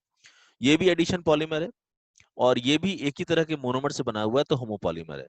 आपको कैटेगरी पता चलनी चाहिए कि वो किस कैटेगरी का है। एडिशन, हाँ ठीक है, पता है एडिशन पॉलीमर दिखाई दे रहा है, पाई बॉन्ड टूट के उसमें मॉलिक्यूल ऐड होते जा रहे हैं तो एडिशन है, और एक ही तरह का मॉलिक्यूल उसमें बार बार एज अ मोनोमर ऐड होता जा रहा है तो उसको हम लोग होमोपॉलीमर कहेंगे। ठीक, और ये जो दोनों के दोनों एडिशंस हो रही हैं, ये फ्री रेडिकल एडिशंस हैं। इसमें इंटरमीडिएट क्या बनता है, फ्री रेडिकल। और फ्री रेडिकल एडिशन को हम लोग इनिशिएट और प्रमोट करने के लिए कैटलिस्ट यूज करते हैं। जैसे हमने ऊपर पर सल्फेट कैटलिस्ट यूज किया था, यहाँ पे हम पेरोक्साइड कैटलिस्ट यूज करते हैं। ठीक, अच्छा, ये जो पैन है ना, इसको हम लोग फाइबर बनाने में भी यूज कर सकते हैं, पैन को धागा बनाने में। ऑर्लॉन और एक्राइलन इसका फॉर्म होता है धागे के फॉर्म में, तो पैन से ही बनता है ऑर्लॉन एक्राइलन फाइबर। ये सब धागे के फॉर्म में पाए जाते हैं, कपड़ा बनाने में यूज होते हैं। ठीक है, तो इसको हम लोग ये वुल की जगह उसको रिप्लेस कर सकते हैं, वुल की ही तरह काम करता है ये। और ये भी, इसमें क्या स्टेन नहीं लगता है, दाग नहीं लगता है। इसका फायदा ये है, जो एक्रेलिक फाइबर्स होते हैं ये रेजिस्टेंस होते हैं, इसमें दाग नहीं लगता है केमिकल्स के, और इंसेक्ट या फंगाई जो होती है उसमें उसका भी इस पे असर नहीं पड़ता है, इस धागे पे। आगे बात करें तो हमें ये तो मैंने डिस्कस कर दिया, पॉलीक्राइलोनाइट्राइल पैन, इसी से ओरलॉन बनता है, इसी से एक्राइलिन बनता है। एक होता है पॉलीमेथा एक्राइलेट यानी PMMA। इसको मैं बता रहा हूँ, देखो ध्यान से, उसको बताने से पहले ये तीन इंपॉर्टेंट चीजें हैं, एक्रोलीन, एक्राइलिक एसिड और एक्रोनाइट्राइल। सुनो, CH2 double bond CH CHO, इसको एक्रोलिन कहते हैं, एक्रोलिन। और उसी CH2 CHO को COH बना दोगे तो एक्राइलिक एसिड कहलाता है, एक्राइलिक एसिड। ठीक, और वहीं CH2 डबल बॉन्ड CN होगा तो उसको कहते हैं हम लोग एक्राइलोनाइट्राइल। तो ये तीनों इंपॉर्टेंट कॉमन है, आपको याद रखना है, तीनों इंपॉर्टेंट मॉलिक्यूल्स हैं। इसलिए इसमें जो एक्राइलिक एसिड है ना, इसका हम एक ईस्टर बनाते हैं, और वो ईस्टर होता है मिथाइल एक्राइलिक एसिड। देखो, CH2 double bond CH, C double bond O CH3, इसे हम लोग कहेंगे मिथाइल एक्राइलेट, मिथाइल एक्राइलेट कहलाता है ये। और इसी में अगर हम मिथाइल ग्रुप लगा देंगे, CH2 CH, C double bond O CH3, यहां मैंने लगा दिया एक्स्ट्रा मिथाइल ग्रुप, तो इसे मैं कहूंगा मिथाइल मिथाइल एक्राइलेट। ये है हमारा यहाँ का मेन मोनोमर एक यूनिट, जो कि पॉलीमराइज हम करेंगे। देखो, CH2 double bond C CH3, C double bond O CH3। अब ये बताओ, अगर ये तुम n मॉलिक्यूल्स को पॉलीमराइज करोगे तो ये पाई बॉन्ड यहाँ पे पॉलीमराइज होता है, और आप इसको ऐसे दिखा सकते हो कि CH2 फिर CH, ऊपर यहाँ CH3 दिखा दो, और ये पाई बॉन्ड यहाँ दिखा दो, फ्री हो गया, और यहाँ क्या लगा हुआ है साथ में, COOCH3। ठीक है, मतलब ये कार्बन CH2 वाला कार्बन, और ये उसके बाद डबल बॉन्ड C वाला कार्बन, इसका पाई बॉन्ड ब्रेक करके वो फ्री हो गया, और इस वाले कार्बन पे CH3 और COOCH3 लगे हुए हैं। इसको हम लोग कहते हैं पॉलीमिथाइल मिथाइल एक्राइलेट, PMMA। ये प्लेक्सीग्लास बनाने में यूज किया जाता है। इसके बाद हम बात करेंगे ब्यूना एन की। ब्यूना एस की बात हमने पीछे की थी। ब्यूटाडाइइन ये हमने लिया, और साथ में एक्राइलोनाइट्राइल। जो ब्यूना एन होता है उसमें ब्यूना जो यूज किया गया है वो ब्यूटाडाइइन के लिए यूज किया गया है, और बाकी एक्राइलोनाइट्राइल। इसमें भी अगर आप देखोगे तो एडिशन पॉलीमराइजेशन ही होनी है, और दो अलग अलग यूनिट जुड़ रही हैं, इसीलिए कोपॉलीमराइजेशन आप इसमें बताएंगे कि कोपॉलीमर है, एडिशन पॉलीमर है, साथ में कोपॉलीमर है। ठीक, और एडिशन है तो फ्री रेडिकल एडिशन मोस्टली होता है, तो यहाँ पे पेरोक्साइड कैटलिस्ट हम यूज करते हैं इस पॉलिमराइजेशन को कराने के लिए। जो एडिशन पॉलिमराइजेशन को कराने के लिए हम कैटलिस्ट यूज कर रहे हैं वो मोस्टली कौन से कैटलिस्ट यूज कर रहे हैं, पेरोक्साइड कैटलिस्ट यूज कर रहे हैं, बेंजोइल पेरोक्साइड जैसे कैटलिस्ट हम यूज करते हैं। बाकी इसमें ऐड कैसे करना आपको पता है, ये पाई बॉन्ड तोड़ देना है कि इलेक्ट्रॉन ट्रांसफर कर देना है दोनों तरफ, और उसको फिर ऐड होता हुआ दिखा देना है कि इसको तुम इसके साथ ऐड कर दो इधर, और यहाँ एक पाई बॉन्ड बना दो। तो यहाँ मैंने एक पाई बॉन्ड बना दिया, देखो यहाँ पाई बॉन्ड बना दिया, और इसका कार्बन इसके साथ जोड़ दिया मैंने। तो ये जो यूनिट है, अगर मुझको डायरेक्ट दे दी जाए और मुझसे कहा जाए कि इस वाली पूरी यूनिट को देखकर पहचानो कि ये किसका किसका बना हुआ है, तो यहाँ आपको समझ में आना चाहिए कि CH2CHCN ये एक यूनिट आ रही है जो कि एक्रेलोनाइट्राइल से बनी हुई है, और ये जो 4 कार्बन की यूनिट है किसकी है, ब्यूटाडाइन। यानी अगर आपको ब्यूना एन का स्ट्रक्चर देखकर कहा जाए कि उसकी 2 यूनिट्स पहचानो, तो आप पहचान सकते हैं कि हाँ इसमें ब्यूटाडाइन और साथ में क्या है, एक्राइलोनाइट्राइल। ब्यूना एन है, ये रबर के फॉर्म का पाया जाता है, मतलब इसका जो बेसिक नेचर वो कैसा है, ये रबर की तरह काम करता है। तो जो टैंक की जो सील्स वगैरह होते हैं उनको बनाने में, टैंक की लाइनिंग और टैंक की जो सील्स होते हैं उसको बनाने में इसको यूज करते हैं। और इसमें फायदा क्या है कि ये पेट्रोल या ऑयल इन सब से ये रेजिस्टेंट है, इसका असर नहीं पड़ता है इस पे। हालांकि रबर में पड़ता है, जो नेचुरल रबर होती है वो उसमें ऑयल का या पेट्रोल का फर्क पड़ता है, वो खराब हो जाता है। लेकिन ब्यूना एन पे ये असर नहीं पड़ता है, ऑर्गेनिक सॉल्वेंट से रेजिस्टेंट है ये। अब जैसे मैं एक एग्जांपल अगर आपसे पूछूं, ये स्ट्रक्चर मैंने आपको दिया और मैं आपसे पूछूं कि पहचानो इसका मोनोमर क्या है, तो आपको तुरंत दिखाई देना चाहिए ना, क्या क्या दिखाई देना चाहिए। ये जो पहले 4 कार्बन है ये ब्यूटाडाइन को रिप्रेजेंट कर रहे हैं, और उसके बाद का जो स्ट्रक्चर है वो स्टाइरिन को रिप्रेजेंट कर रहा है, स्टाइरिन। तो ये एक्चुअली ब्यूना एस रिप्रेजेंट कर रहा है। तो याद रखना, ब्यूना एन और ब्यूना एस का इस तरह का स्ट्रक्चर देखकर आपसे अगर मोनोमर पूछेगा तो आपको समझ में आना चाहिए कि वो मोनोमर कौन कौन से हैं। ब्यूटाडाइन ये तो कॉमन है दोनों में, और डिफरेंस केवल किस बात का है, ब्यूना एस में स्टाइरिन होता है और ब्यूना एन में एक्राइलोनाइट्राइल होता है।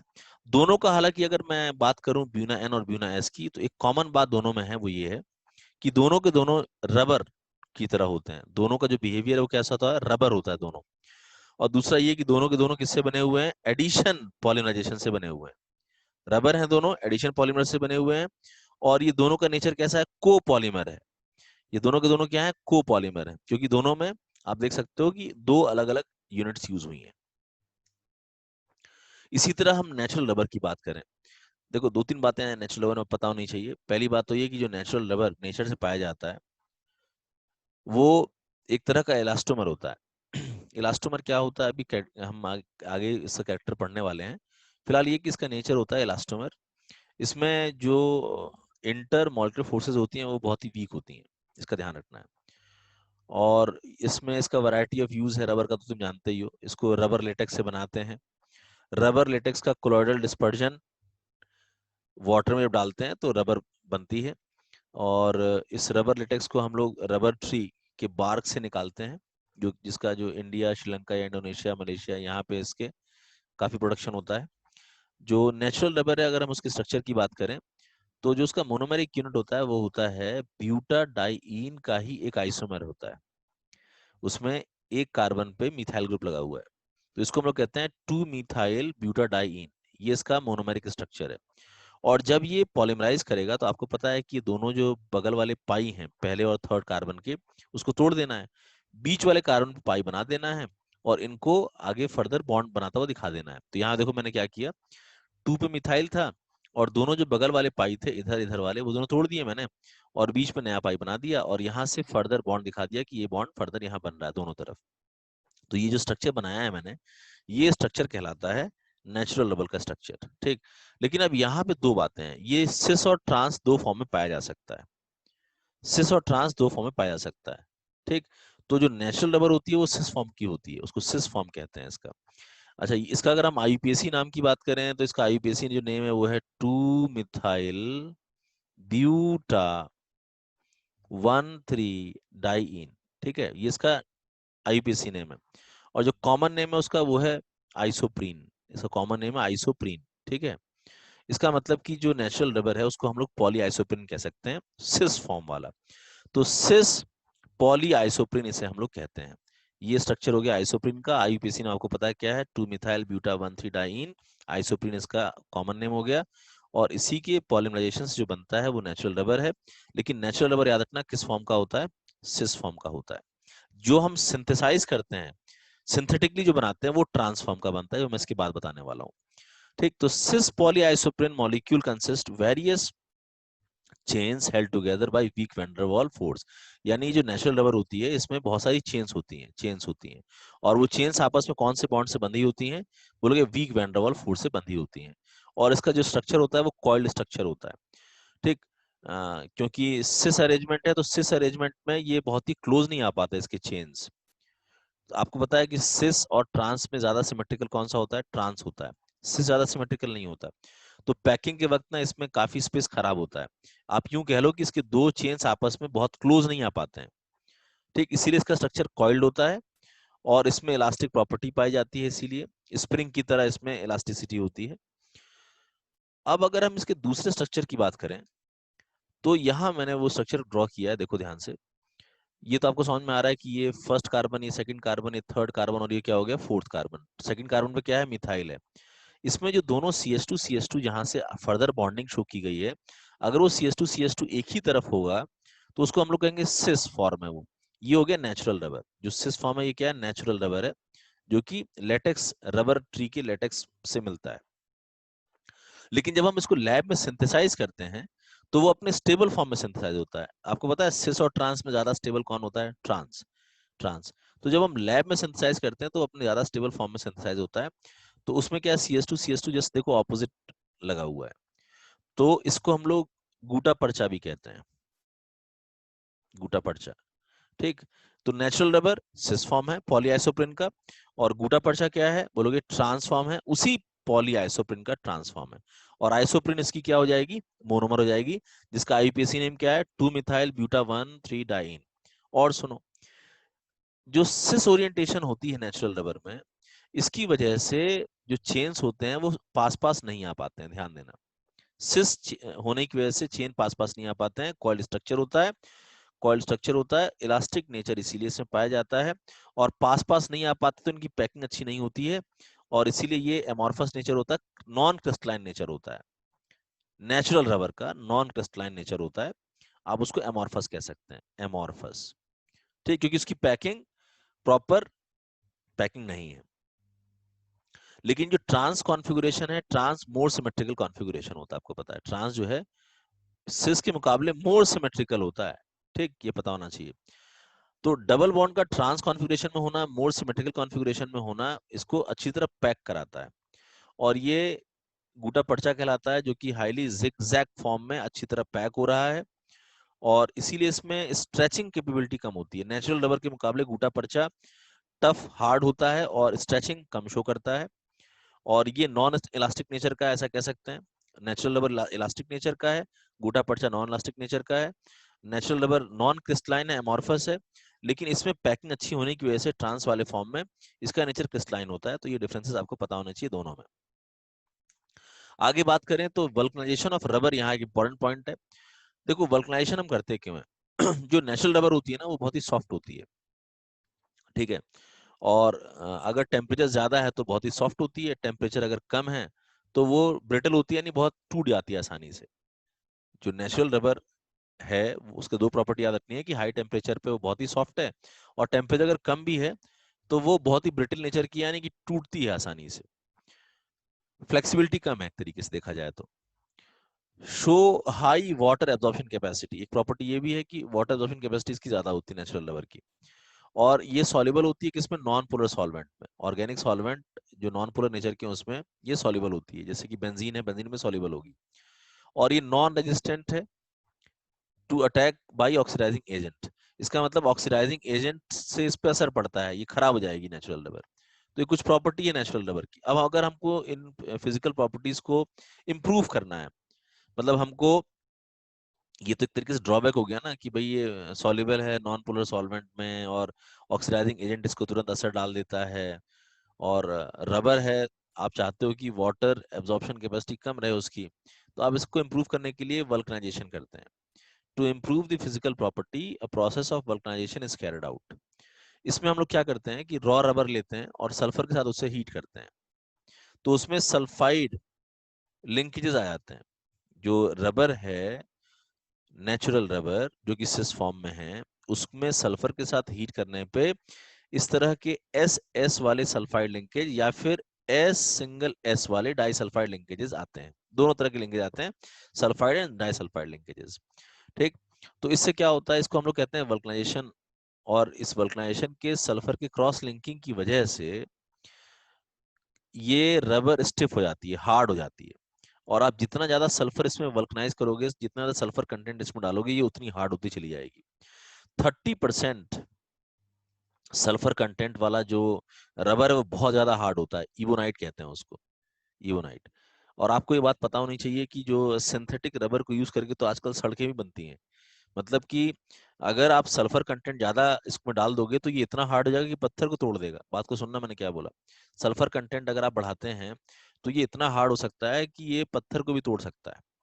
ठीक, जनरली हम टायर बनाने के लिए जो रबर यूज करते हैं उसमें 5% सल्फर को हम इसमें क्रॉस लिंकिंग एजेंट की तरह यूज करते हैं, और ज्यादा अगर आप सल्फर डालोगे तो वो हार्ड होता चला जाएगा। 30% सल्फर कंटेंट वाला जो पॉलीमर उसको हम लोग इबोनाइट कहते हैं, इसका ध्यान देना है। ठीक है, तो वल्कनाइजेशन इसमें क्या कर रहा है आपको मालूम चल रहा है, इसकी हार्डनेस बढ़ा रहा है, स्टिफनेस बढ़ा रहा है, और ऑक्सीडाइजिंग एजेंट के लिए जो उसका रेजिस्टेंट है उसको भी ये बढ़ा रहा है। ठीक, नॉन पोलर सॉल्वेंट में जो सॉल्युबल था नेचुरल रबर, ये नॉन पोलर सॉल्वेंट में सॉल्युबल नहीं होगा, तो ये कुछ उसकी प्रॉपर्टीज इंप्रूव हो गई। ठीक, आगे बात करें सिंथेटिक रबर की।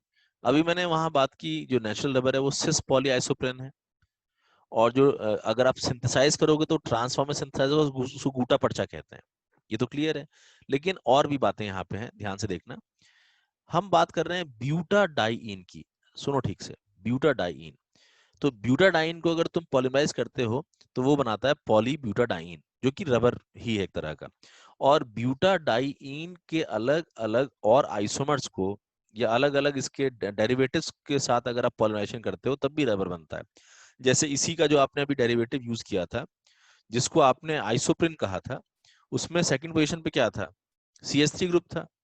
और उसी में अगर सेकंड पोजीशन पे आप Cl लगा दोगे, देखो यहाँ पे मैंने Cl लगा दिया, इसे क्लोरोप्रिन कहते हैं।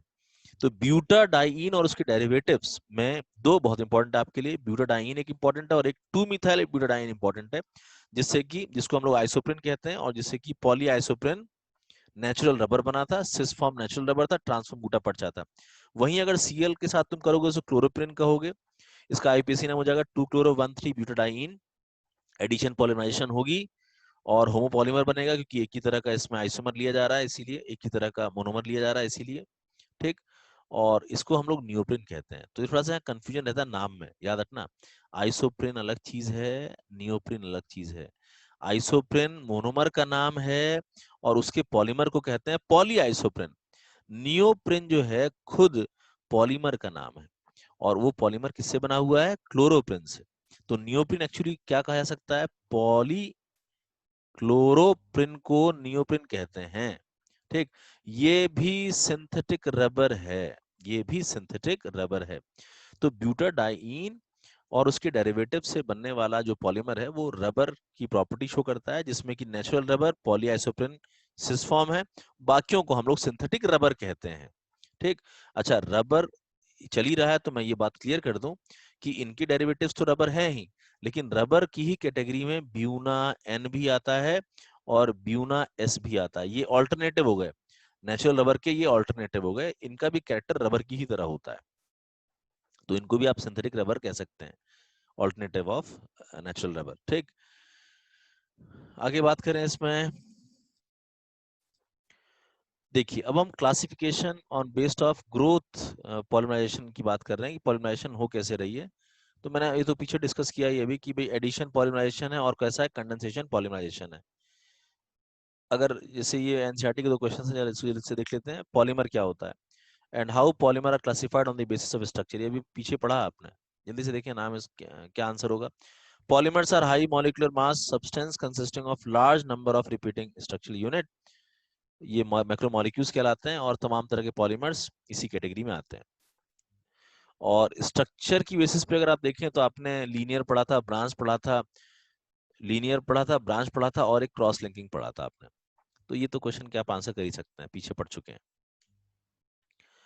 और एडिशन पॉलिमराइजेशन मैं आपको डिस्कस कर चुका हूँ ये सब बातें ऑलरेडी, कि भाई एडिशन पॉलिमराइजेशन में छोटे छोटे जो मोनोमर्स होते हैं जिनमें पाई बॉन्ड खासकर पाया जाता है, यानी अनसैचुरेटेड कंपाउंड्स होने चाहिए, एल्कीन्स होने चाहिए या फिर डाइईन्स होने चाहिए, मोस्टली हम ये यूज करते हैं एल्कीन से डाइईन्स, वो रेडिकल पॉलिमराइजेशन मोस्टली शो करते हैं। हालांकि यहाँ ये पता होना चाहिए हमें कि इसमें फ्री रेडिकल या फिर कैटायनिक एनायनिक इंटरमीडिएट्स बन सकते हैं एडिशन पॉलिमराइजेशन के दौरान।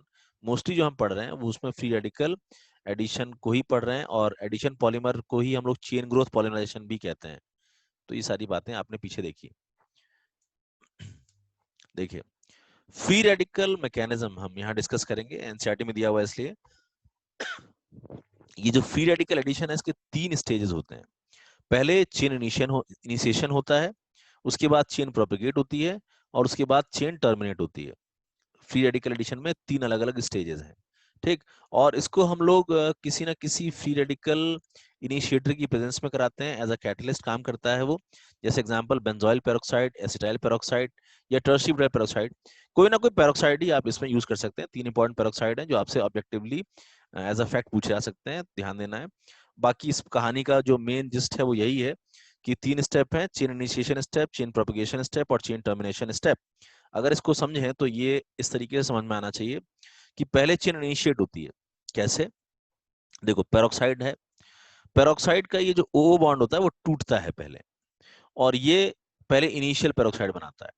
ये बेंजोइल पेरोक्साइड मैंने एग्जांपल लिया, तो C6H5COO फ्री रेडिकल बना, इसमें CO2 भी निकल जाता है फर्दर।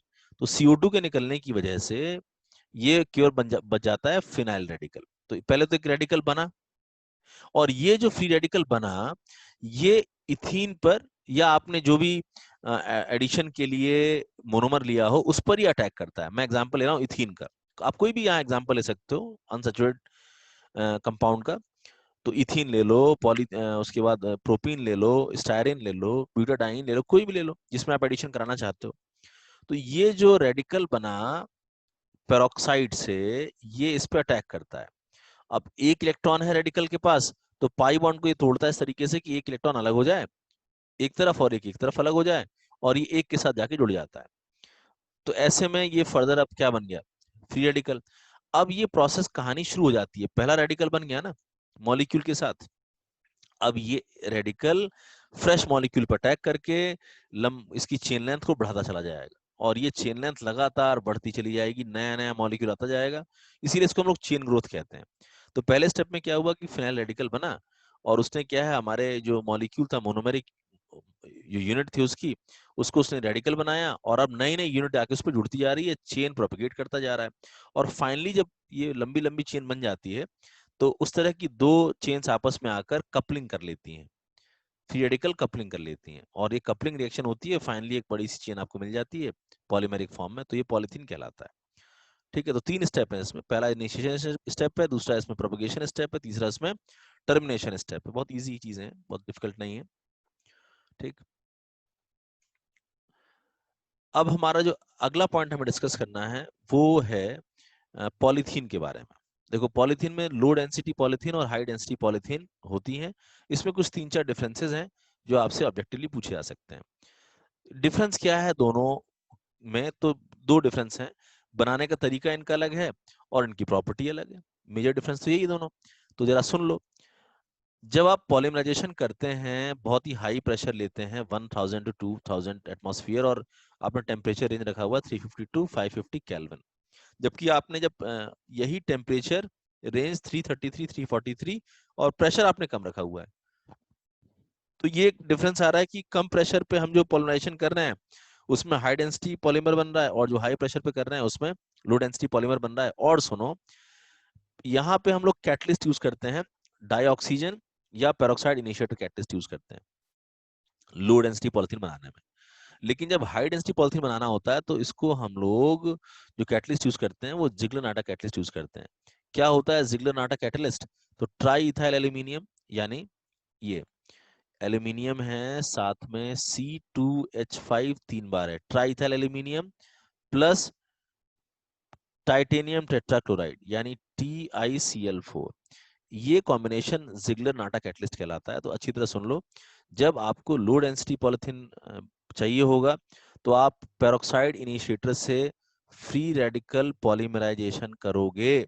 और जब हाई डेंसिटी पॉलीथिन आपको चाहिए होगा, है तो एडिशन पॉलीमराइजेशन, लेकिन इसमें कोऑर्डिनेशन पॉलीमराइजेशन कहलाता है, क्योंकि इसमें जो हम कैटलिस्ट यूज करते हैं उसमें कोऑर्डिनेशन, जो डी ब्लॉक का मेटल यूज हुआ है क्या है, टाइटेनियम, तो ये कोऑर्डिनेशन पॉलीमराइजेशन है। और यहाँ जो यूज हुई है उसको कहेंगे हम लोग फ्री रेडिकल पॉलीमराइजेशन। अच्छा, इनकी प्रॉपर्टी में क्या डिफरेंस है? लो डेंसिटी पॉलिथीन जो होती है एलडीपी, वो फ्री रेडिकल एडिशन से बनी है, और H वहां एब्स्ट्रैक्ट होता है। फ्री रेडिकल बनते समय हमेशा हाइड्रोजन एटम क्या है, छीन लिया जाता है कार्बन चेन से, और इसीलिए इसमें ब्रांचिंग बहुत बढ़ जाती है। एक्चुअली क्या है, जब फ्री रेडिकल बन रहे होते हैं तो चेन सीधी होने के साथ साथ साइड में भी ब्रांचिंग शो कर सकती है। तो लो डेंसिटी पॉलिथीन जो है वो ब्रांच्ड होता है हाईली, लेकिन जो हाई डेंसिटी पॉलिथीन है वो ब्रांच नहीं होता है, वो लीनियर मॉलिक्यूल की तरफ बढ़ता चला जाता है। तो ये एक बहुत मेजर डिफरेंस है। और जब वो लीनियर मॉलिक्यूल की तरफ बढ़ता चला जाता है, तो आपने पढ़ा था पीछे अभी कि लीनियर चेन ज्यादा एफिशिएंटली पैक्ड होता है ब्रांच्ड चेन से, इसीलिए हाई डेंसिटी पॉलिथीन में पैकिंग अच्छी होती है, डेंसिटी इसलिए ज्यादा होती है क्लोज पैकिंग की वजह से, जबकि ब्रांच होने की वजह से इसमें पैकिंग पुअर होती है। एक तो डिफरेंस ये हो गया। दूसरा डिफरेंस ये है कि जो लो डेंसिटी पॉलिथीन है वो केमिकली इनर्ट होती है, ठीक है, टफ भी होती है, बट साथ में फ्लेक्सिबल होती है। ये मेन पॉइंट है इसमें। केमिकली इनर्ट तो ये भी है, हाई डेंसिटी भी केमिकली इनर्ट है, लेकिन यहाँ पर दो बातें हैं, ये टफ ज्यादा है और फ्लेक्सिबिलिटी कम है। ठीक, यहाँ पे टफनेस कम है, फ्लेक्सिबिलिटी ज्यादा है लो डेंसिटी पॉलिथीन में, और हाई डेंसिटी पॉलिथीन जो है मोर टफर होती है, हार्डर होती है, फ्लेक्सिबिलिटी कम होती है। तो जैसे फ्लेक्सिबल पाइप वगैरह बनाना होता है, या खिलौने जो आसानी से मुड़ जाते हैं, या बॉटल्स बनानी होती हैं, जो चीजें आसानी से मुड़ जाएं, स्क्वीज हो जाएं, तो वहां हम यूज करते हैं लो डेंसिटी पॉलिथीन।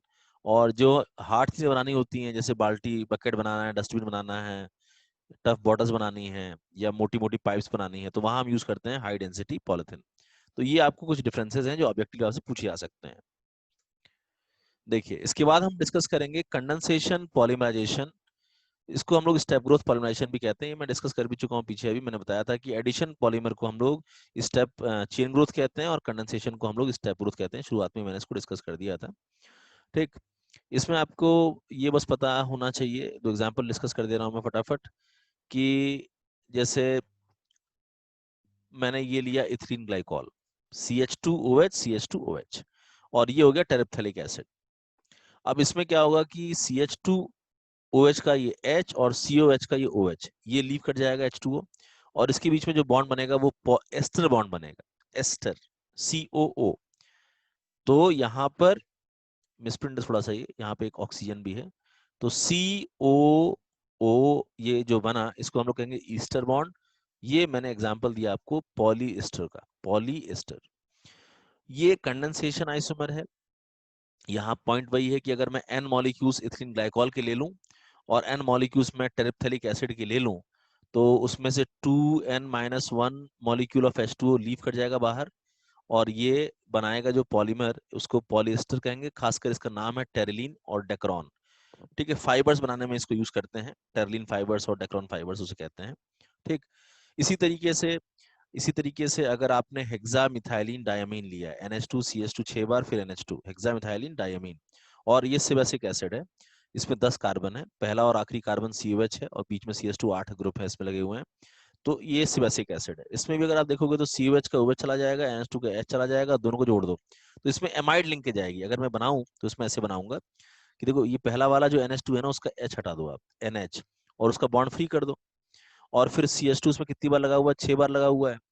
फिर ये NH, और ये C डबल बॉन्ड O, और फिर CH2 को 8 बार लिखो, और फिर ये OH हटाकर इसका बॉन्ड यहाँ फ्री कर दो, ये।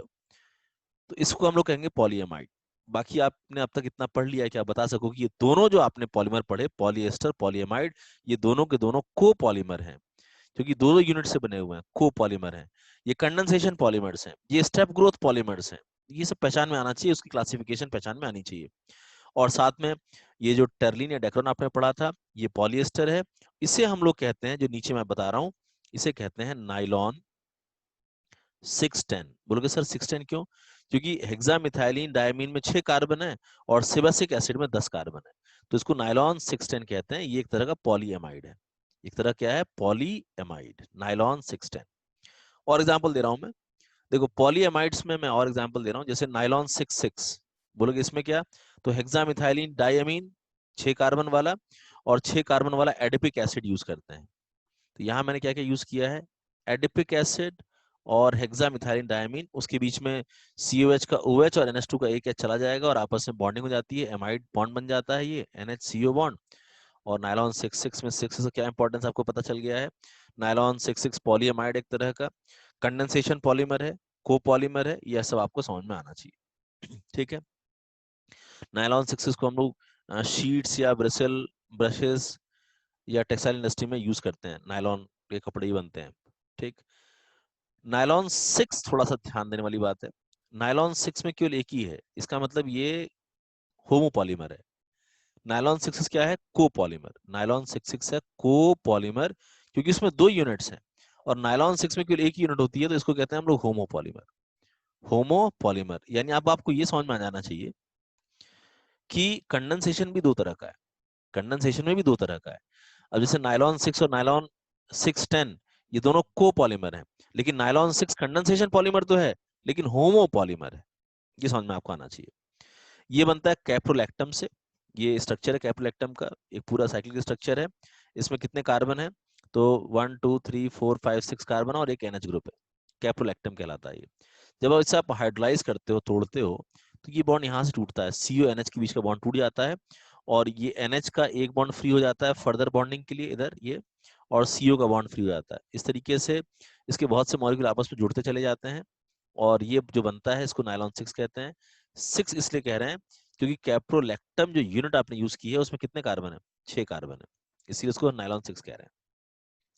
ठीक है, ये डिफरेंस समझ में आ गया ना भाई। नायलॉन 66 जो है वो कंडेंसेशन है, नायलॉन 6 भी कंडेंसेशन है, लेकिन नायलॉन 66 कोपॉलीमर है, नायलॉन 6 होमोपॉलीमर है।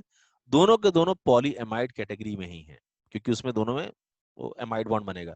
कौन सा बॉन्ड, एमाइड, NHCO बॉन्ड। इसी तरह से बात करें अगर पॉलीएस्टर की, तो ये भी कंडेंसेशन से बनता है पॉलीएस्टर, इसमें COO ग्रुप पाया जाता है। एग्जाम्पल इसमें टेरलिन डेक्रोन अभी पीछे डिस्कस किया था मैंने।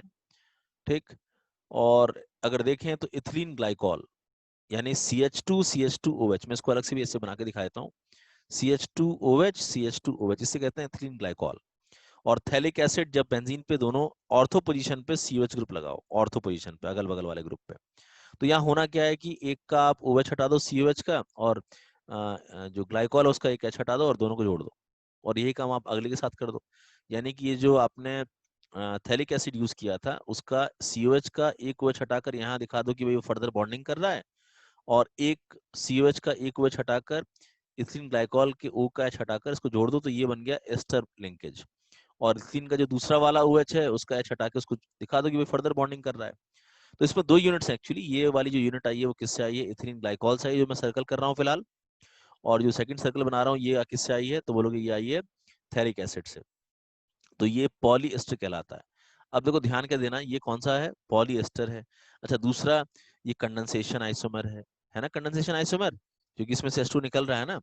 अच्छा उसके बाद ये कोपॉलीमर है, क्योंकि 2 अलग अलग यूनिट से बना हुआ है, कोपॉलीमर है, कंडेंसेशन पॉलीमर है, कोपॉलीमर है, पॉलीएस्टर है। तो आपको इस तरीके से कैटेगराइज करना आना चाहिए। ठीक, इसी तरह से अगर मैं इथिलीन ग्लाइकॉल यूज करता हूँ और साथ में टेरिप्थेलिक एसिड यूज करता हूँ, देखो अगर ऑर्थो पोजीशन पे तो उसको थैलिक एसिड कहते हैं, और अगर पैरा पोजीशन पे COH लगा हुआ है तो इसे कहते हैं टेरिप्थेलिक एसिड, टेरिप्थेलिक एसिड।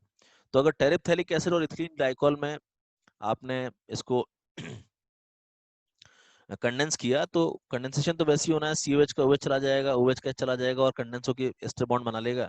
तो देखो यहाँ मैंने दिखाया है कि C double bond O acid का, और ये इसका H चला गया और ये आपस में पॉलिएस्टर बॉन्ड बन गया। यहाँ पे पहला वाला पार्ट ग्लाइकॉल से आया हुआ है, दूसरा वाला पार्ट टेरिप्थेलिक एसिड से आया हुआ है, और इस तरीके से बना टर्लिन और डेक्रोन।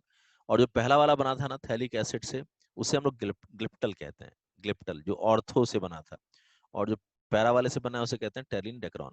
तो ग्लिप्टल, टेरलिन, डेक्रोन ये सब क्या है, पॉलीएस्टर है, कंडेंसेशन पॉलीमर है, कोपॉलीमर की कैटेगरी में है। एक क्वेश्चन आपसे यहाँ पूछा सकता है कि यहाँ पे हम एक कैटलिस्ट यूज करते हैं, कौन सा कैटलिस्ट है वो, तो वो है जिंक एसिटेट एंटीमनी ट्राइऑक्साइड। तो ये सब चीजें एनसीईआरटी में दी एज अ फैक्ट, तो वो आपसे ऑब्जेक्टिव क्वेश्चंस में पूछ सकते हैं। ठीक। और पॉलीएस्टर जो होता है वो मोस्टली फाइबर बनाने में यूज करते हैं, फाइबर, तो ध्यान देना कि ये फाइबर की कैटेगरी में आता है। ठीक है। हालांकि और चीजों में भी इसको यूज करते हैं, स्ट्रेंथ, मतलब किसी और चीज को स्ट्रेंथ देने में भी इसको यूज करते हैं, ब्लेंड करके किसी के साथ। मतलब it is also use in blending with cotton, wool fibre, and also as glass reinforcing material in safety helmet. मतलब ऐसा थोड़ी ना है कि पॉलीमर का एकदम आप प्योर पॉलीमर को यूज करके कुछ ना कुछ बनाओगे, आप पॉलीमर को किसी और चीज में ब्लेंड करके उसको और स्ट्रेंथ भी दे सकते हो। दिमाग में ये भी चीज चलनी चाहिए आपके। इसके बाद हम बात करें अगर, तो कंडेंसेशन पॉलीमर में ही एक कैटेगरी आती है रेजिन्स की, जिसमें कि मोस्टली क्रॉस लिंक्ड पॉलीमर बनता है। देखो, फिनॉल और फॉर्मल्डिहाइड के बीच में जब मैं पॉलीमराइजेशन करूंगा तो इसमें बेकेलाइट बनता है। अब इसमें तुमको समझना क्या है कि जब आप फिनॉल लेते हैं और फॉर्मल्डिहाइड, आपको पता है क्या है, सी डबल बॉन्ड ओ और एच एच, ये फॉर्मल्डिहाइड। तो जब आप इसके बीच में रिएक्शन कराते हो एसिडिक या बेसिक मीडियम में, तो इलेक्ट्रोफिलिक सब्स्टिट्यूशन होती है। इलेक्ट्रोफिलिक सब्स्टिट्यूशन, अगर थोड़ा तुम लोग को याद आ रहा हो इलेक्ट्रोफिलिक सब्स्टिट्यूशन के बारे में, तो यहाँ मैं बता दूं कि यहाँ पे एसिडिक मीडियम में जो इलेक्ट्रोफाइल जनरेट होगा वो ये जनरेट होगा, ये इलेक्ट्रोफाइल जनरेट हुआ। अगर क्वेश्चन पूछा जाए कि इसका इलेक्ट्रोफाइल क्या है, तो आप ये जवाब दे सकते हैं। ये इलेक्ट्रोफाइल जो है वो फिनॉल पे रिएक्ट करता है और इलेक्ट्रोफिलिक सब्स्टिट्यूशन होती है, aromatic electrophilic substitution. Ortho position पे और पैरा पोजीशन पे होती है। अगर एक बार हुई तो एक बार ऑर्थो पोजीशन पे ये ग्रुप आ गया, कौन सा, CH2OH ग्रुप, जो इलेक्ट्रोफाइल तरह अटैक किया था ऑर्थो पे। और ज्यादा बार हुआ तो फिर ऑर्थो पैरा पे आ गया, और ज्यादा बार पॉली सब्स्टिट्यूशन हुआ तो फिर तीनों पे आ गया। तो कहने का मतलब फिनॉल और फॉर्मल्डिहाइड यूज करके पहले हम इलेक्ट्रोफिलिक सब्स्टिट्यूशन कराकर इस तरह की यूनिट जनरेट करते हैं। और अब देखो, जैसे इस तरह की यूनिट जनरेट हो गई, तो अब इसमें 2 फंक्शनल ग्रुप्स हो गए, 3 फंक्शनल ग्रुप्स हो गए, इसमें 4 हो गए फंक्शनल ग्रुप्स। तो अब ये कंडेंसेशन शो कर सकता है और पॉलीमर बना सकता है। जैसे हमने इसमें यूज किया है पहला वाला यूनिट, ये इसमें क्या होता है कि ये CH2 ग्रुप यूज होता है, और एक मॉलिक्यूल का CH2 का OH और दूसरे मॉलिक्यूल का H, मैं सामने लिख के दिखा देता हूँ यहाँ पे समझाने के लिए लिख दे रहा हूँ मैं, कि ये OH ऊपर लगा हुआ है और ये CH2OH। तो एक मॉलिक्यूल का CH2OH, ये वाला OH और इधर का H, इन दोनों को आप H2 बना के हटा दो और यहाँ कंडेंस हो जाएगा ये, और ये फर्दर फिर अगले के साथ कंडेंस होगा। तो ऊपर वाला OH एसिड बना हुआ है, जो CH2 का OH था वो हटके अगले वाला H हटके यहाँ पे बॉन्डिंग हो गई। CH2 का OH और अगले बेंजीन का H हटके यहाँ पे ऑर्थो पोजीशन पे बॉन्डिंग हो गई। इससे हम लोग नोवोलैक कहते हैं। ये एक तरह का लीनियर पॉलीमर बना है, सीधा बना है ना, एकदम चेन बना है। तो ये एक तरीके से जो बना है वो लीनियर पॉलीमर बना है।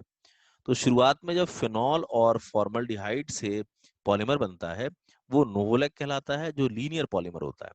लेकिन अगर आपने और ज्यादा फॉर्मल्डिहाइड यूज किया है तो फिर इसमें क्रॉस लिंकिंग होना शुरू हो जाती है। अगर आप फॉर्मल्डिहाइड कम यूज कर रहे हैं तो ये मोस्ट प्रोबेबली ये बनेगा पहला वाला, और इससे जो पॉलीमर बनेगा वो नोवोलैक कहलाएगा, जो कि लीनियर पॉलीमर होगा। लेकिन अगर आपने नोवोलैक अगर बना और आपने और ज्यादा फॉर्मल्डिहाइड लेके उसको काफी देर तक हीट किया, तो फिर उसमें क्रॉस लिंकिंग हो जाएगी। यानी कि जो अब तक केवल सामने सामने पॉलीमर ऐसे बना रहा था, वो अब पैरा पोजीशन पे CH2OH ग्रुप आ जाएगा। ठीक। और फिर वो अगले के पैरा पोजीशन के H के साथ H2O को हटाकर क्रॉस लिंकिंग शो कर देगा। लेकिन इसके दोनों तरफ के OH एज इट इज बने हुए हैं, ध्यान देना। क्या हुआ यहाँ पे, मैं फिर से समझा देता हूँ, अच्छी तरह बनाकर देखो। जैसे एक यहाँ पर बना है ये सामने OH, CH2OH, फिर सामने एक बना है OH, ये CH2OH, और फिर नीचे की तरफ यहाँ पर आ गया CH2OH, CH2OH, और इसके नीचे भी फिर आगे जो सेकंड हो गया ये OH, और यहाँ पर हो गया ये CH2OH। फर्दर देखो, इस मॉलिक्यूल का एक OH यहाँ से निकला, एक H यहाँ से निकला, तो यहाँ पे तो ये लिनियरिटी सामने सामने ये कंडेंस करता जाएगा, ये समझ में आ रहा है।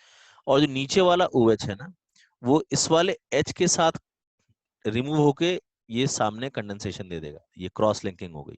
तो ये भी क्रॉस लिंकिंग शो करेगा। तो लिनियरिटी सामने ऐसे आ रही है और क्रॉस लिंकिंग पैरा पोजिशन की वजह से आ रही है। और इसके OH की वजह से सामने लीनियरिटी आएगी। तो एक तरीके से लीनियर चेन के साथ साथ इसमें क्या है, क्रॉस लिंकिंग आ गई। इसे हम क्रॉस लिंकिंग कहेंगे, जो जिसमें कोवेलेंट बॉन्ड बन रहा है। क्रॉस लिंक में क्या बनता है, कोवेलेंट बॉन्ड बनता है।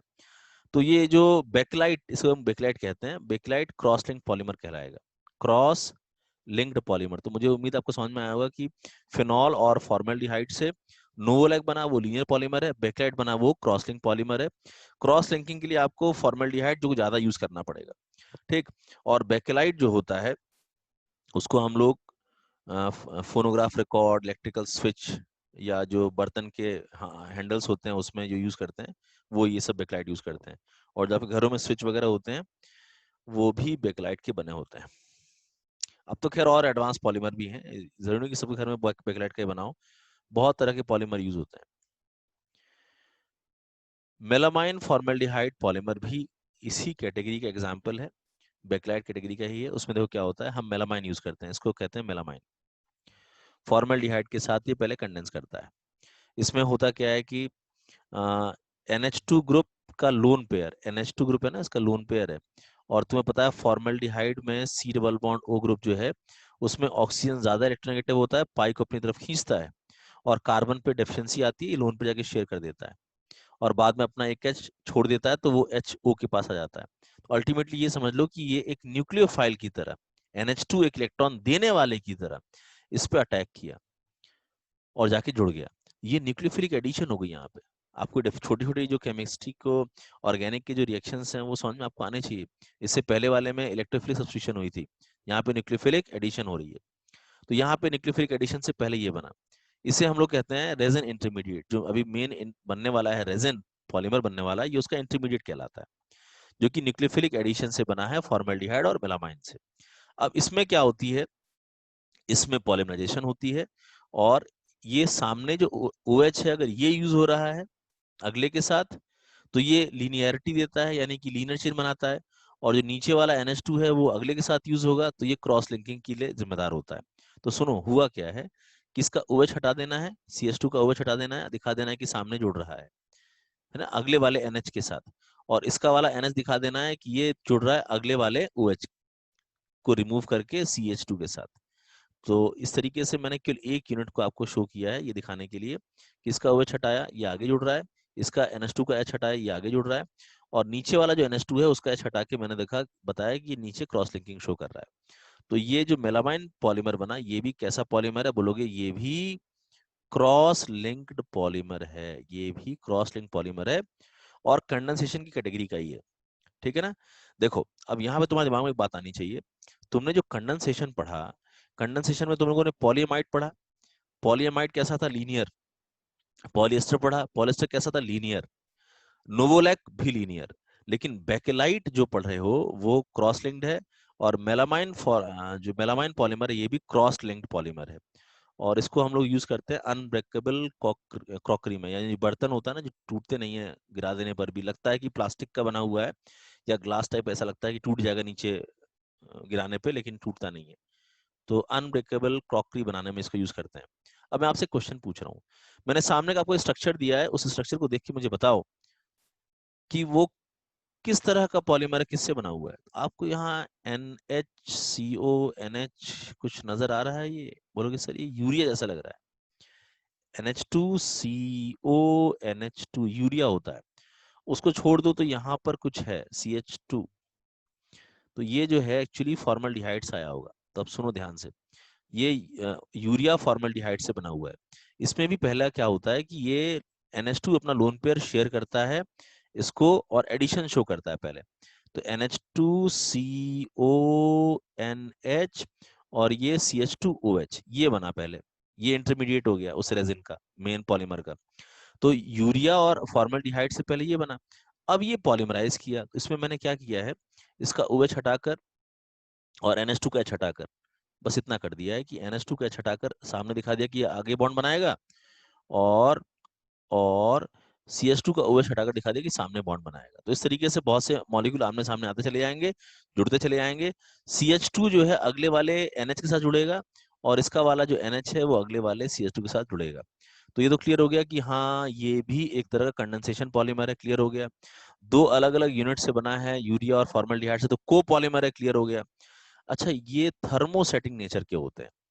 ये जो बेकेट तुमने पढ़ा भी, क्रॉस लिंकिंग जो होते हैं वो थर्मोसेटिंग नेचर के होते हैं। मैं यहाँ बता रहा हूँ आपको क्या, जो क्रॉस लिंक्ड पॉलीमर होते हैं वो थर्मोसेटिंग होते हैं। थर्मोसेटिंग यानी जिनको पिघला के आप बार बार यूज नहीं कर सकते। तो याद रखना, क्रॉस लिंकिंग की वजह से यहाँ पे जो प्रॉपर्टी आती है वो ये कि इनको आप रीमोल्ड नहीं कर सकते पिघला के, क्योंकि होते तो प्लास्टिक टाइप के ही हैं, लेकिन ये थर्मोप्लास्टिक ना कहलाकर, दिखने में लगता है कि प्लास्टिक है, बट ये एक्चुअली थर्मोप्लास्टिक नहीं होता है, ये थर्मोसेटिंग होता है।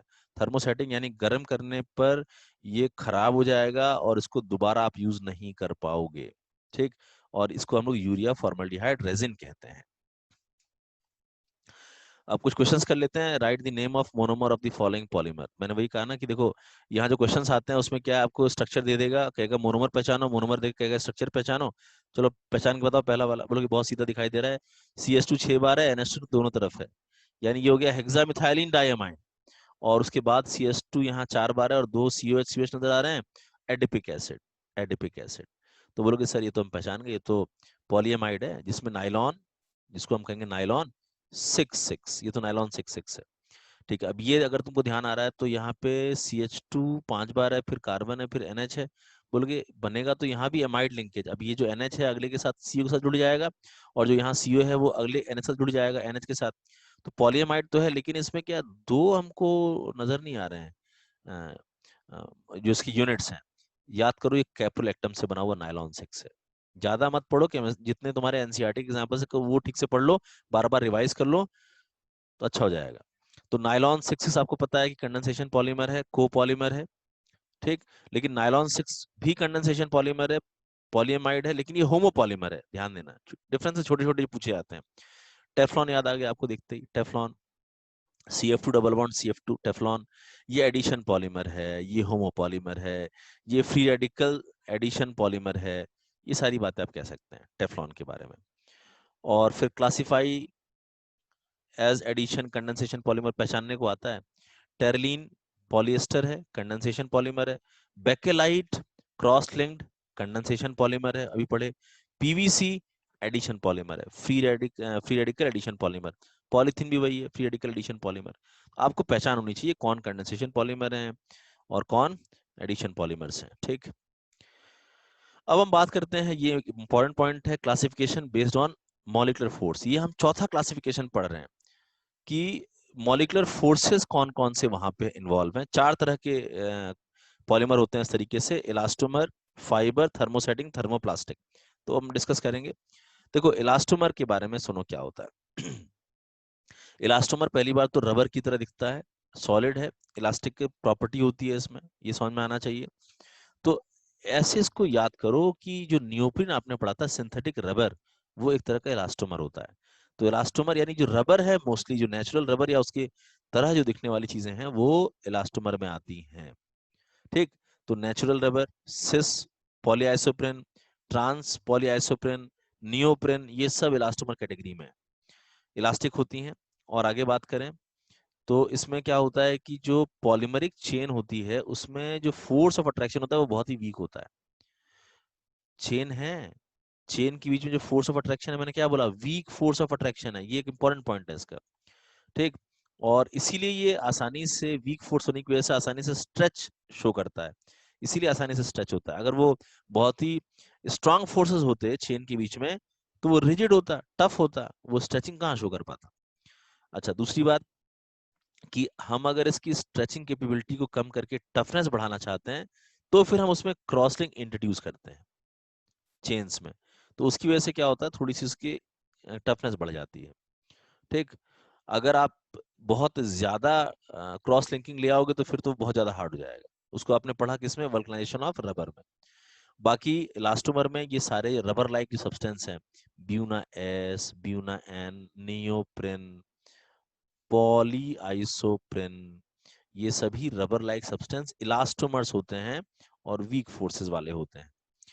ठीक, इसके बाद आता है फाइबर। फाइबर यानी जिनसे धागा बन सके। तो पॉलीएमाइड और पॉलीएस्टर एकदम बेस्ट एग्जांपल, एकदम रट लो। पॉलीएमाइड और पॉलीएस्टर से धागा बनता है। फिर जो तुमने जितना पढ़ा हुआ ना, terylene, Dacron, nylon 6 6, nylon 6 10, nylon 6, ये सभी धागा बनाने में यूज करते हैं।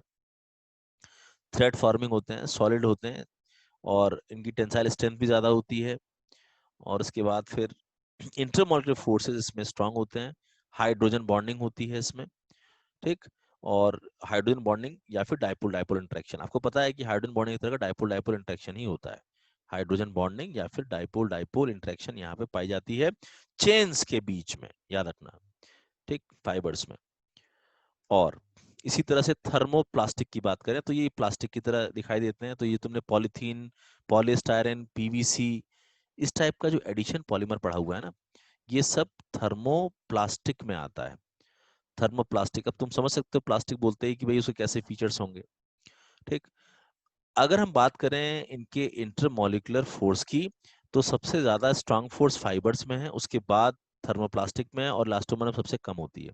मतलब इसकी जो फोर्स ऑफ अट्रैक्शन होती है, इंटरमॉलिक्यूलर फोर्स, वो उन दोनों के बीच की होती है।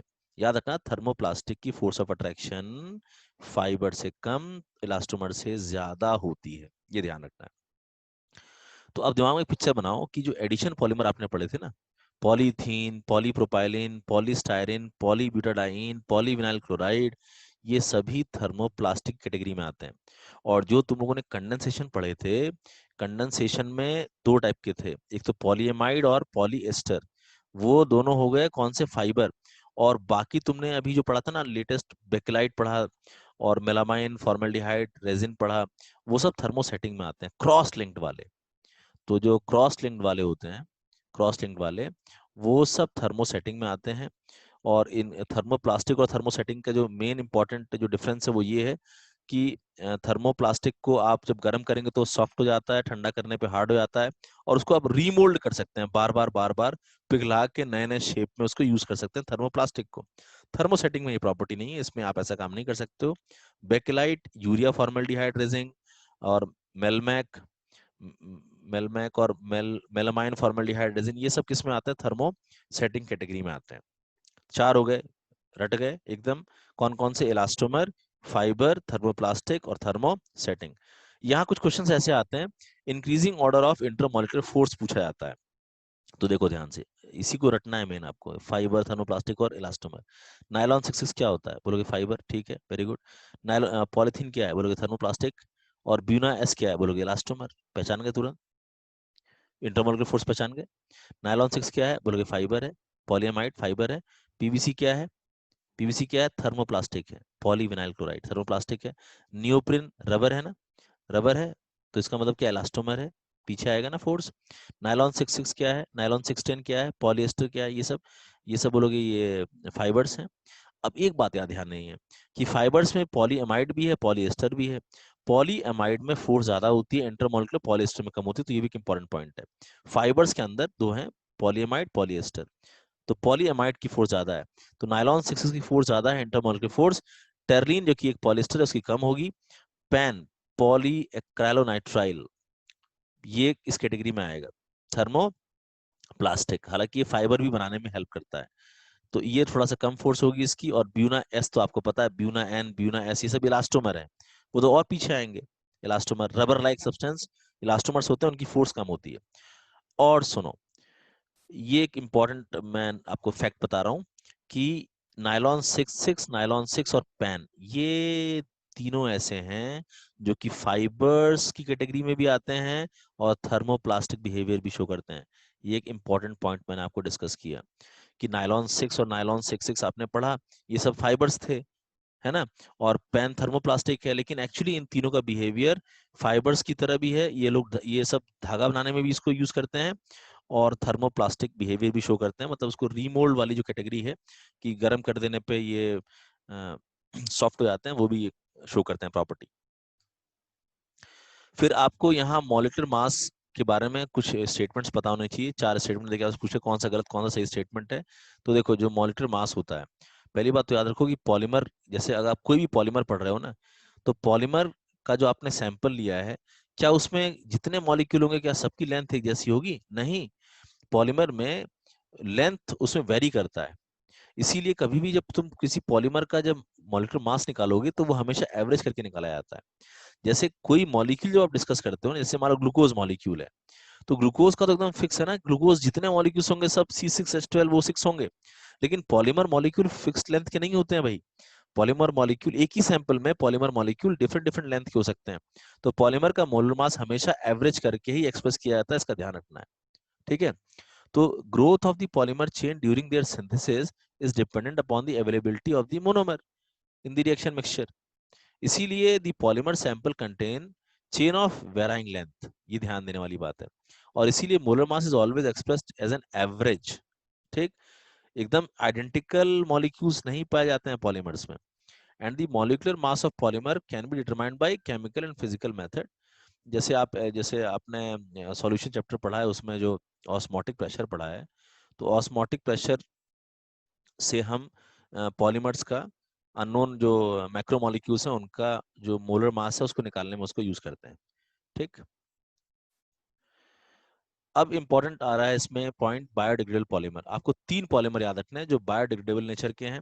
देखो इन पर क्या है, इनकी खासियत ये है कि नेचर में अपने आप डिग्रेड हो जाते हैं।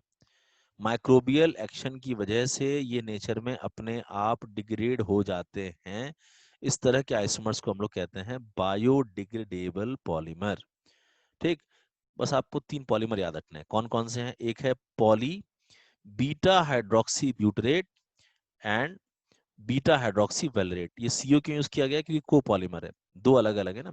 देखो, जो ब्यूटेनोइक एसिड होता है 4 कार्बन का, उसको हम लोग कॉमनली कहते हैं butyric acid, butyric acid.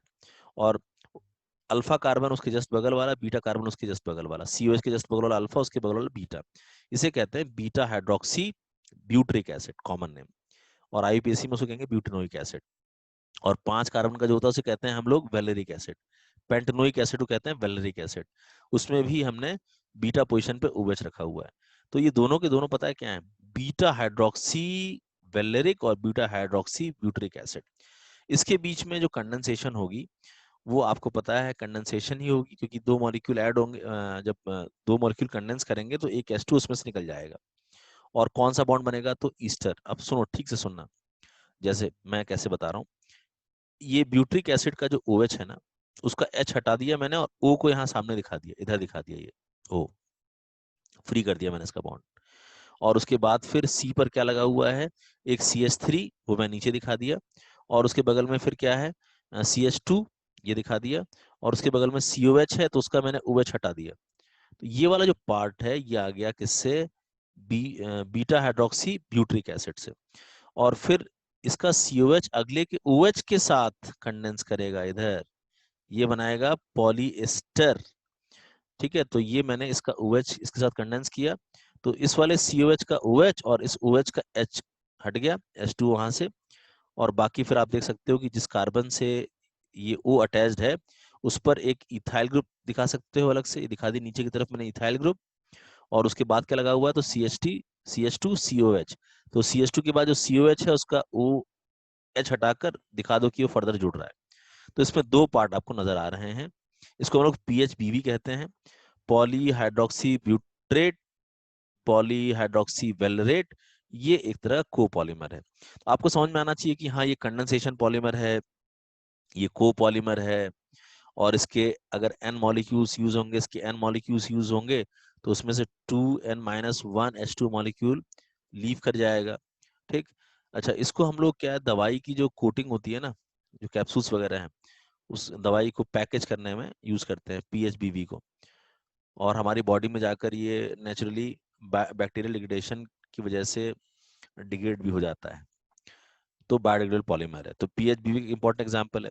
Nylon to nylon 6 2 बार पूछा गया है कॉम्पिटिशन्स में, इंपॉर्टेंट है ये, नीट में 2 बार पूछा गया है हाल में ये भी। इट इज एन ऑल्टरनेटिंग, ये इंपॉर्टेंट पॉइंट है, it is an alternating polyamide copolymer. इसमें हम लोग नायलॉन 2 इसलिए हम लेते हैं, ग्लाइसिन लिया है हमने, 2 कार्बन का ग्लाइसिन है ये। और नायलॉन 6 में हम क्या यूज करते हैं? Caproic acid. 6 कार्बन का जो हेक्सेनोइक एसिड होता है, 6 कार्बन का, उसमें 6th कार्बन पे लगा होता है NH2। तो इसको कहते हैं हम लोग एमाइनो कैप्रोइक एसिड।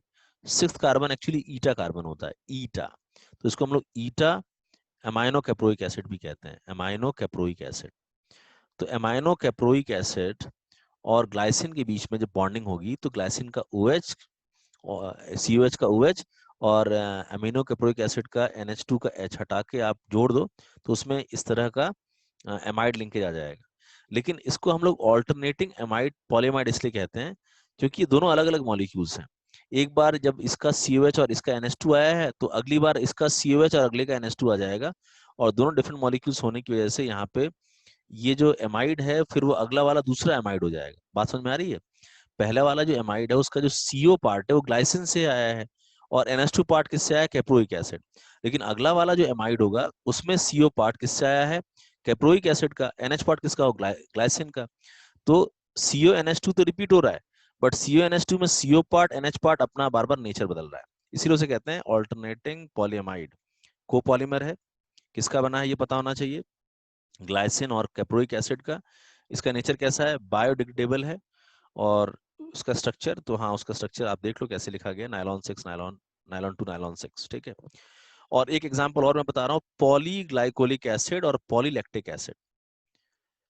इसको हम लोग डेक्स्ट्रॉन भी कहते हैं, डेक्स्ट्रॉन भी कहते हैं इसको। ये फर्स्ट बायोडिग्रेडेबल पॉलीमर है। अभी मत करिए। ये पॉलीएस्टर पॉलीमर भी है। हालांकि ऊपर जो पॉलीमर आपने पढ़ा नायलॉन 2 नायलॉन 6, ये पॉलीएमाइड पॉलीमर है। और आपने इससे पहले जो पढ़ा था PHBV, वो पॉलीएस्टर पॉलीमर है। ये भी पॉलीएस्टर पॉलीमर है। पॉलीग्लाइकोलिक पॉलीलैक्टिक एसिड। ग्लाइकोलिक एसिड क्या होता है? तो COOH CH2OH, 2 कार्बन का होता है। और लैक्टिक एसिड क्या होता है? तो COOH और फिर 2 कार्बन है इसमें, अल्फा कार्बन पे OH लगा हुआ है, इसे कहते हैं पॉली लैक्टिक एसिड।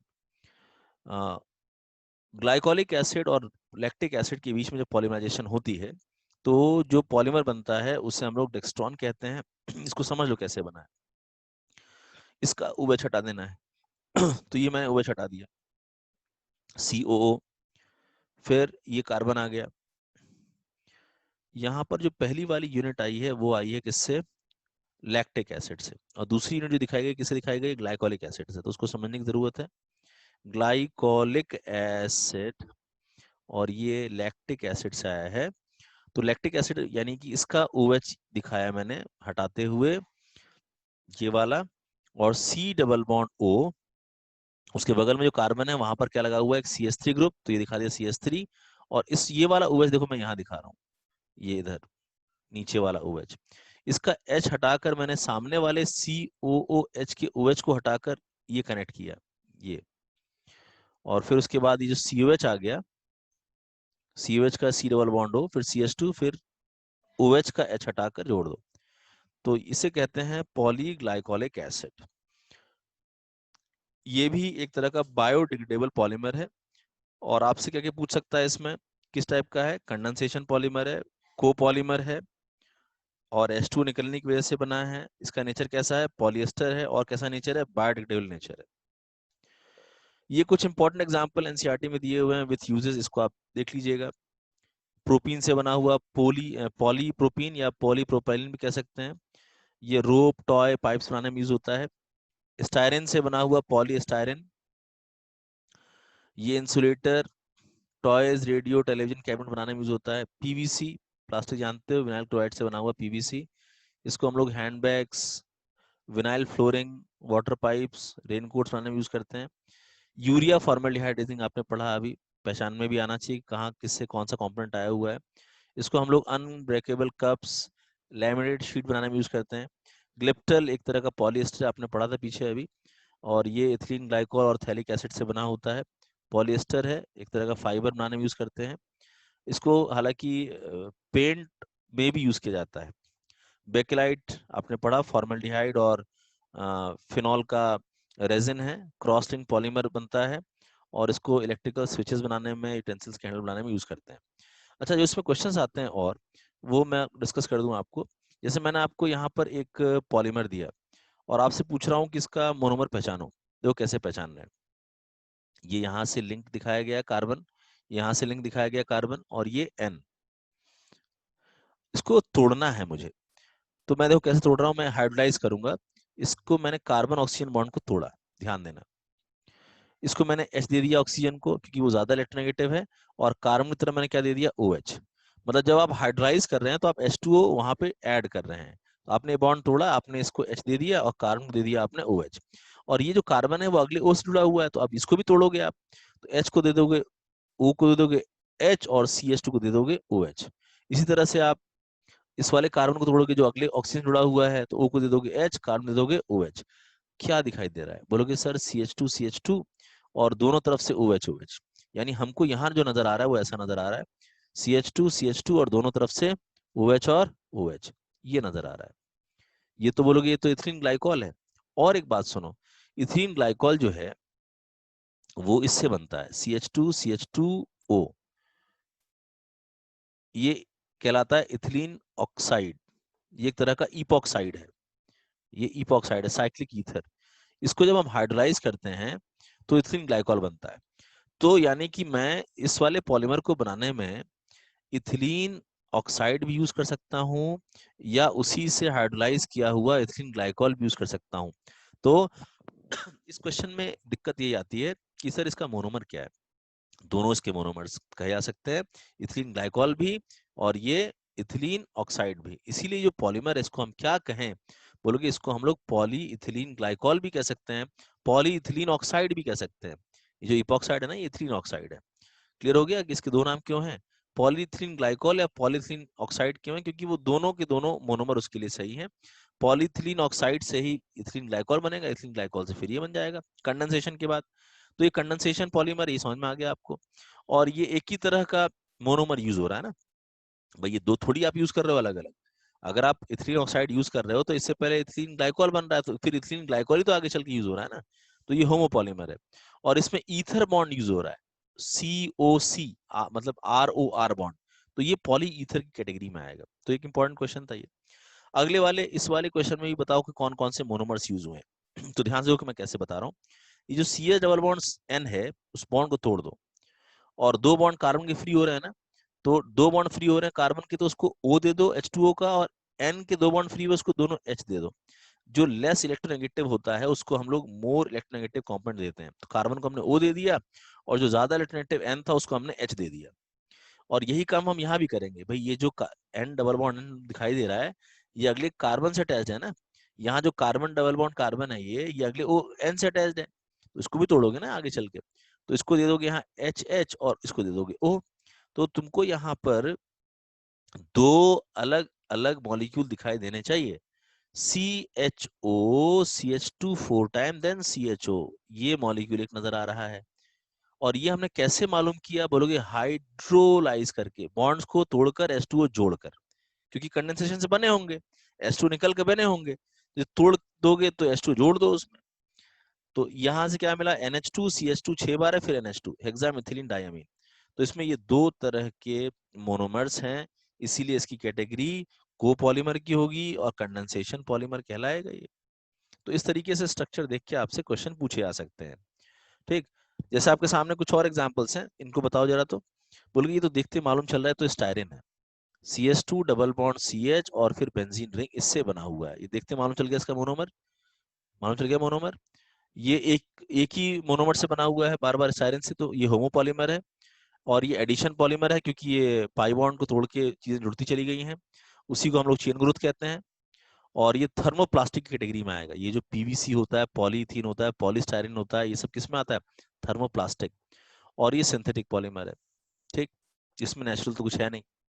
इसी तरह से आप जब अगला ये वाला एग्जाम्पल लोगे, तो इसमें मैं पूछूं कि बताओ इसके बारे में इंफॉर्मेशन, तो बोलोगे हमको NH2 CH2 6 बार, फिर NH2 नजर आ रहा है, हेक्सामिथिलीन डायमीन नजर आ रहा है, और फिर ये जब तोड़ेंगे तो इसको COH CH2 4 बार, फिर COH एडिपिक एसिड नजर आ रहा है। तो बोलोगे हेक्सामिथाइलिन डायमीन और एडिपिक एसिड, दो यूनिट इसकी नजर आ गई हमें, और हमने तुरंत इसको पहचान लिया कि ये तो नाइलॉन 6 है। ये मोनोमर पहचान गया इसका, कौन कौन सा मोनोमर है, हेक्सामिथिलीन डायमीन एडिपिक एसिड। ये कोपॉलीमर क्यों कह रहा हूँ, दो अलग तरह के मोनोमर है उसमें, इसीलिए। कंडेंसेशन पॉलीमर क्यों कह रहा हूँ, क्योंकि वो कंडेंसेशन से बने हैं। स्टेप ग्रोथ, कंडेंसेशन को स्टेप ग्रोथ भी कहते हैं। ये पॉलीमाइड कैटेगरी का है, NHCO ग्रुप है इसमें। और ये पॉलीमाइड्स क्या होते हैं, बोले फाइबर्स होते हैं, पॉलीमाइड्स क्या होते हैं, फाइबर्स होते हैं। अच्छा, इसकी कैटेगरी थर्मोसेटिंग भी है, ये थर्मोसेटिंग, नायलॉन बताया था ना मैंने अभी, फाइबर था, थर्मोसेटिंग, सॉरी, थर्मोप्लास्टिक कैटेगरी है, थर्मोप्लास्टिक कैटेगरी भी है इसकी, फाइबर के होने के साथ साथ। और ये सिंथेटिक पॉलीमर है। इसी तरह जब तुम अगला पहचानोगे तो ध्यान से देखो, यहाँ स्ट्रिप बॉन्ड नजर आ रहा है, ओ सी डबल बॉन्ड ओ, ये एक्चुअली ऐसे लिखा जा सकता था, सीओ लिखा है ना मैंने, सी डबल बॉन्ड ओ ऊपर की तरफ दिखा देता हूं मैं ऐसे।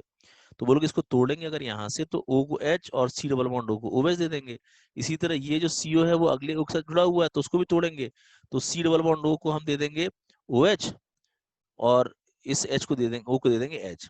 तो बोलोगे ऐसे तोड़ने पे तो हमको यहाँ पर क्या नजर आ रहा है, इथिलीन ग्लाइकॉल, और साथ में ये एसिड नजर आ रहा है, टेरेप्थेलिक एसिड। बोलोगे कि ये C6H4 फिर COOH दोनों तरफ लगा दो, बोलोगे तो टेरिप्थेलिक एसिड बन गया। और पहला वाला हो गया CH2CH2 OH इथिलीन ग्लाइकॉल हो गया। तो बोलोगे ये तो टेरिन और डेक्रोन है, पहचान गए, पहचान में आना चाहिए। तो इसकी मोनोमर पहचान गए आप कौन कौन से हैं, इथिलीन ग्लाइकॉल और टेरिप्थेलिक एसिड। को पॉलीमर क्यों है मालूम चल गया, कंडेंसेशन पॉलीमर है, उसी को स्टेपरोथ कहते हैं, ये पॉलिएस्टर कैटेगरी का है, और ये फाइबर कैटेगरी का है। अच्छा, थर्मोप्लास्टिक इसमें नहीं है, जो फाइबर के साथ थर्मोप्लास्टिक कैटेगरी है वो नायलॉन की होती है, ठीक है, ये ध्यान देना है। और ये सिंथेटिक पॉलीमर है। तो ये सारी चीजें पता होनी चाहिए, क्लासिफिकेशन स्ट्रक्चर बेसिक हैं जहां से क्वेश्चंस फ्रेम होते हैं ज्यादातर। बाकी फिर एनसीईआरटी के क्वेश्चंस आप अच्छी तरह कर लीजिएगा, बहुत इजी इजी क्वेश्चंस हैं। Explain the polymer and monomer क्या होता है, नेचुरल सिंथेटिक पॉलीमर के एग्जांपल्स दो, और होमोपॉलीमर को पॉलीमर में डिफरेंशिएट करो, एग्जांपल्स दो। ये how do explain the functionality of monomer, monomer की फंक्शनैलिटी से क्या मतलब है ये मैं समझा दूं। मोनोमर में वो साइट्स फंक्शनल साइट्स कहलाती हैं जो बॉन्डिंग में हेल्प करती हैं। मतलब functionality means the number of bonding site in a molecule, molecule में कोई भी ऐसा साइट जो कि नए बॉन्ड बनाने में हेल्प कर रहा है, ठीक, फंक्शनैलिटी कहलाता है। जैसे इथीन में केवल डबल बॉन्ड है, वो डबल बॉन्ड एडिशन में हेल्प करता है ना। प्रोपीन में एक डबल बॉन्ड है, एडिशन में हेल्प करता है। स्टायरिन में डबल बॉन्ड है, एडिशन में हेल्प करता है। एक्राइलोनाइट्राइल में भी वो डबल बॉन्ड है, एडिशन में हेल्प करता है। तो इन सभी में वो जो सी डबल बॉन्ड सी है वो एडिशन में हेल्प कर रहा है, और इनकी फंक्शनैलिटी 1 है इसीलिए। अच्छा, ब्यूटाडाइईन में 2 डबल बॉन्ड्स हैं। एडिपिक एसिड में बोलोगे कि 2 ग्रुप्स हैं COH COH के। टेरेप्थेलिक एसिड में 2 ग्रुप्स हैं COH COH के। हेक्सामिथिलीन डायमाइन में 2 ग्रुप्स हैं NH2 NH2 के। इनकी फंक्शनैलिटी 2 है। तो फंक्शनैलिटी से ये मतलब है मोनोमर की, ठीक। फिर अगला जैसे पॉलीमराइजेशन क्या है, इसको डिस्क्राइब करना है, सब तो बेसिक क्वेश्चन हैं, पढ़ चुके हो। अच्छा, ये जो है इसका तुम मोनोमर पहचानो और बताओ ये होमोपॉलीमर है कोपॉलीमर है। तो दिमाग में आपको ये आना चाहिए कि ये ग्रुप ऐसा है, NH है, फिर CHR है, फिर C डबल बॉन्ड O, और ये कनेक्टेड है इस तरीके से। तो बोलोगे कि हमको तो क्या नजर आ रहा है कि इस NH को यहाँ से तोड़ेंगे तो इसको हम लोग H दे देंगे, और जब C डबल बॉन्ड को अगले से तोड़ेंगे तो इसको हम OH दे देंगे। भाई जो सी डबल बॉन्ड है अगले NH से जुड़ा हुआ होगा ना, तो ये वाला बॉन्ड तोड़ोगे तो सी डबल बॉन्ड को OH दोगे, और ये जो NH है वो अगले CO से जुड़ा होगा, इसको तोड़ोगे तो N को H दोगे। तो अल्टीमेटली तो ये पूरा का पूरा आपको एक मॉलिक्यूल नजर आ रहा है जिसमें NH2 फिर CHR और फिर COH जनरेट हो रहा है। तो आपने हाइड्रोलाइज करके इसको देखा कि क्या नजर आ रहा है, तो NH2 CHR COH। तो ये इसकी मोनोमेरिक यूनिट हो गई, पहचान गए आप। फंक्शनलिटी इसकी 2 है, NH2 और COH 2 ग्रुप्स है इसीलिए। और ये होमोपॉलीमर है क्योंकि एक ही तरह का मॉलिक्यूल इसमें हमें मिला आफ्टर हाइड्रोलिसिस, इसीलिए होमोपॉलीमर है। बाकी आपको पता है मॉलिक्यूलर फोर्सेस की बेसिस पे आप जब क्लासिफाई करोगे तो 4 हैं, इलास्टोमर, फाइबर, थर्मोसेटिंग, थर्मोप्लास्टिक, मैं आपको पढ़ा चुका हूँ इसको। डिफरेंशिएट करो कंडेंसेशन और एडिशन, बोलोगे ये तो मेजर कैटेगरी है, एडिशन कंडेंसेशन में आप बता सकते हो। डबल बॉन्ड वाले जितने भी शो कर रहे थे वो एडिशन शो कर रहे थे। कंडेंसेशन में आपने क्या पढ़ा, पॉलीएमाइड, पॉलिएस्टर, और फिर बेकेलाइट, जो रेजिन्स वगैरह वो पढ़े वो आपने सब कंडेंसेशन में पढ़े। और को पॉलीमराइजेशन के एग्जांपल्स दे दो आप, बहुत सारे हैं, नायलॉन 6 नायलॉन 6 नायलॉन 6 नायलॉन 10, और उसके बाद फिर ब्यूनाइस ब्यूनाइन, ये सब क्या है को पॉलीमर के एग्जांपल्स हैं, इसमें आप different type of monomers use कर रहे हैं, ठीक। बाकी फिर राइट फ्री रेडिकल मैकेनिज्म आपको मैंने बता दिया कैसे लिखना है। इथीन के लिए पीछे 3 स्टेप में है ना, पहले इनिशिएशन है, फिर प्रोपेगेशन है, फिर चेन टर्मिनेशन हो जाएगी। और उसके बाद फिर थर्मोप्लास्टिक थर्मोसेटिंग का एग्जांपल्स दे दो। थर्मोप्लास्टिक में ये सब आता है, polyvinyl chloride, polyethene, polypropylene, polybutadiene, pan, ये जितने पॉली वाले हैं ना वो सब थर्मोप्लास्टिक में आते हैं, ठीक है। साथ में नायलॉन भी थर्मोप्लास्टिक में आता है फाइबर के साथ साथ। थर्मोसेटिंग में जितने क्रॉस लिंकिंग वाले हैं वो आपने पढ़े, क्रॉस लिंकिंग वाले, ठीक। अच्छा, फिर मोनोमर्स लिखनी है, लिख लोगे ना, पीवीसी का, टेफ्लॉन का, बेकलाइट के मोनोमेरिक यूनिट्स क्या क्या हैं। पीवीसी होमोपॉलीमर है, टेफ्लॉन होमोपॉलीमर है, लेकिन बेकलाइट क्या है, कोपॉलीमर है। अब पीवीसी आप कह सकते हो कि स्ट्रेट चेन लीनियर पॉलीमर है, Teflon straight chain linear polymer है, लेकिन बेकलाइट कैसा था, क्रॉस लिंक्ड। ये सारी बेसिक बातें पूछी जाती हैं। Write name and structure one of the following, common initiator बताओ इसमें। फ्री रेडिकल एडिशन जब आप कराते हो तो कोई कॉमन इनिशिएटर बता सकते हो, बोलोगे हाँ। पेरोक्साइड वाले जितने सारे एग्जांपल्स हमने पढ़े, पीछे तीन तीन पढ़े थे हमने एग्जांपल, एक एग्जांपल यूज कर लेते हैं, बेंजोइल पेरोक्साइड। पेरोक्साइड्स को यूज करते हैं as a free radical initiator इस एडिशन पॉलिमराइजेशन में, ठीक। और how does presence of double bond in rubber molecule influence their structure and reactivity. तो बोलोगे डबल बॉन्ड दो फॉर्म में पाया जाता है, एक सिस फॉर्म में और एक ट्रांस फॉर्म में, और इस वजह से उसमें काफी डिफरेंस आता है। सिस फॉर्म की वजह से उसमें जो चेन्स हैं वो पास पास नहीं आ पाती हैं, ठीक। और ट्रांस में पैकिंग अच्छी होती है, सिस में पैकिंग अच्छी नहीं होती है। सिस वाला नेचुरल रबर शो करता है सिस पॉलीप्रोपाइन, और ट्रांस पॉलीप्रोपाइन जो है गूटा पर्चा है।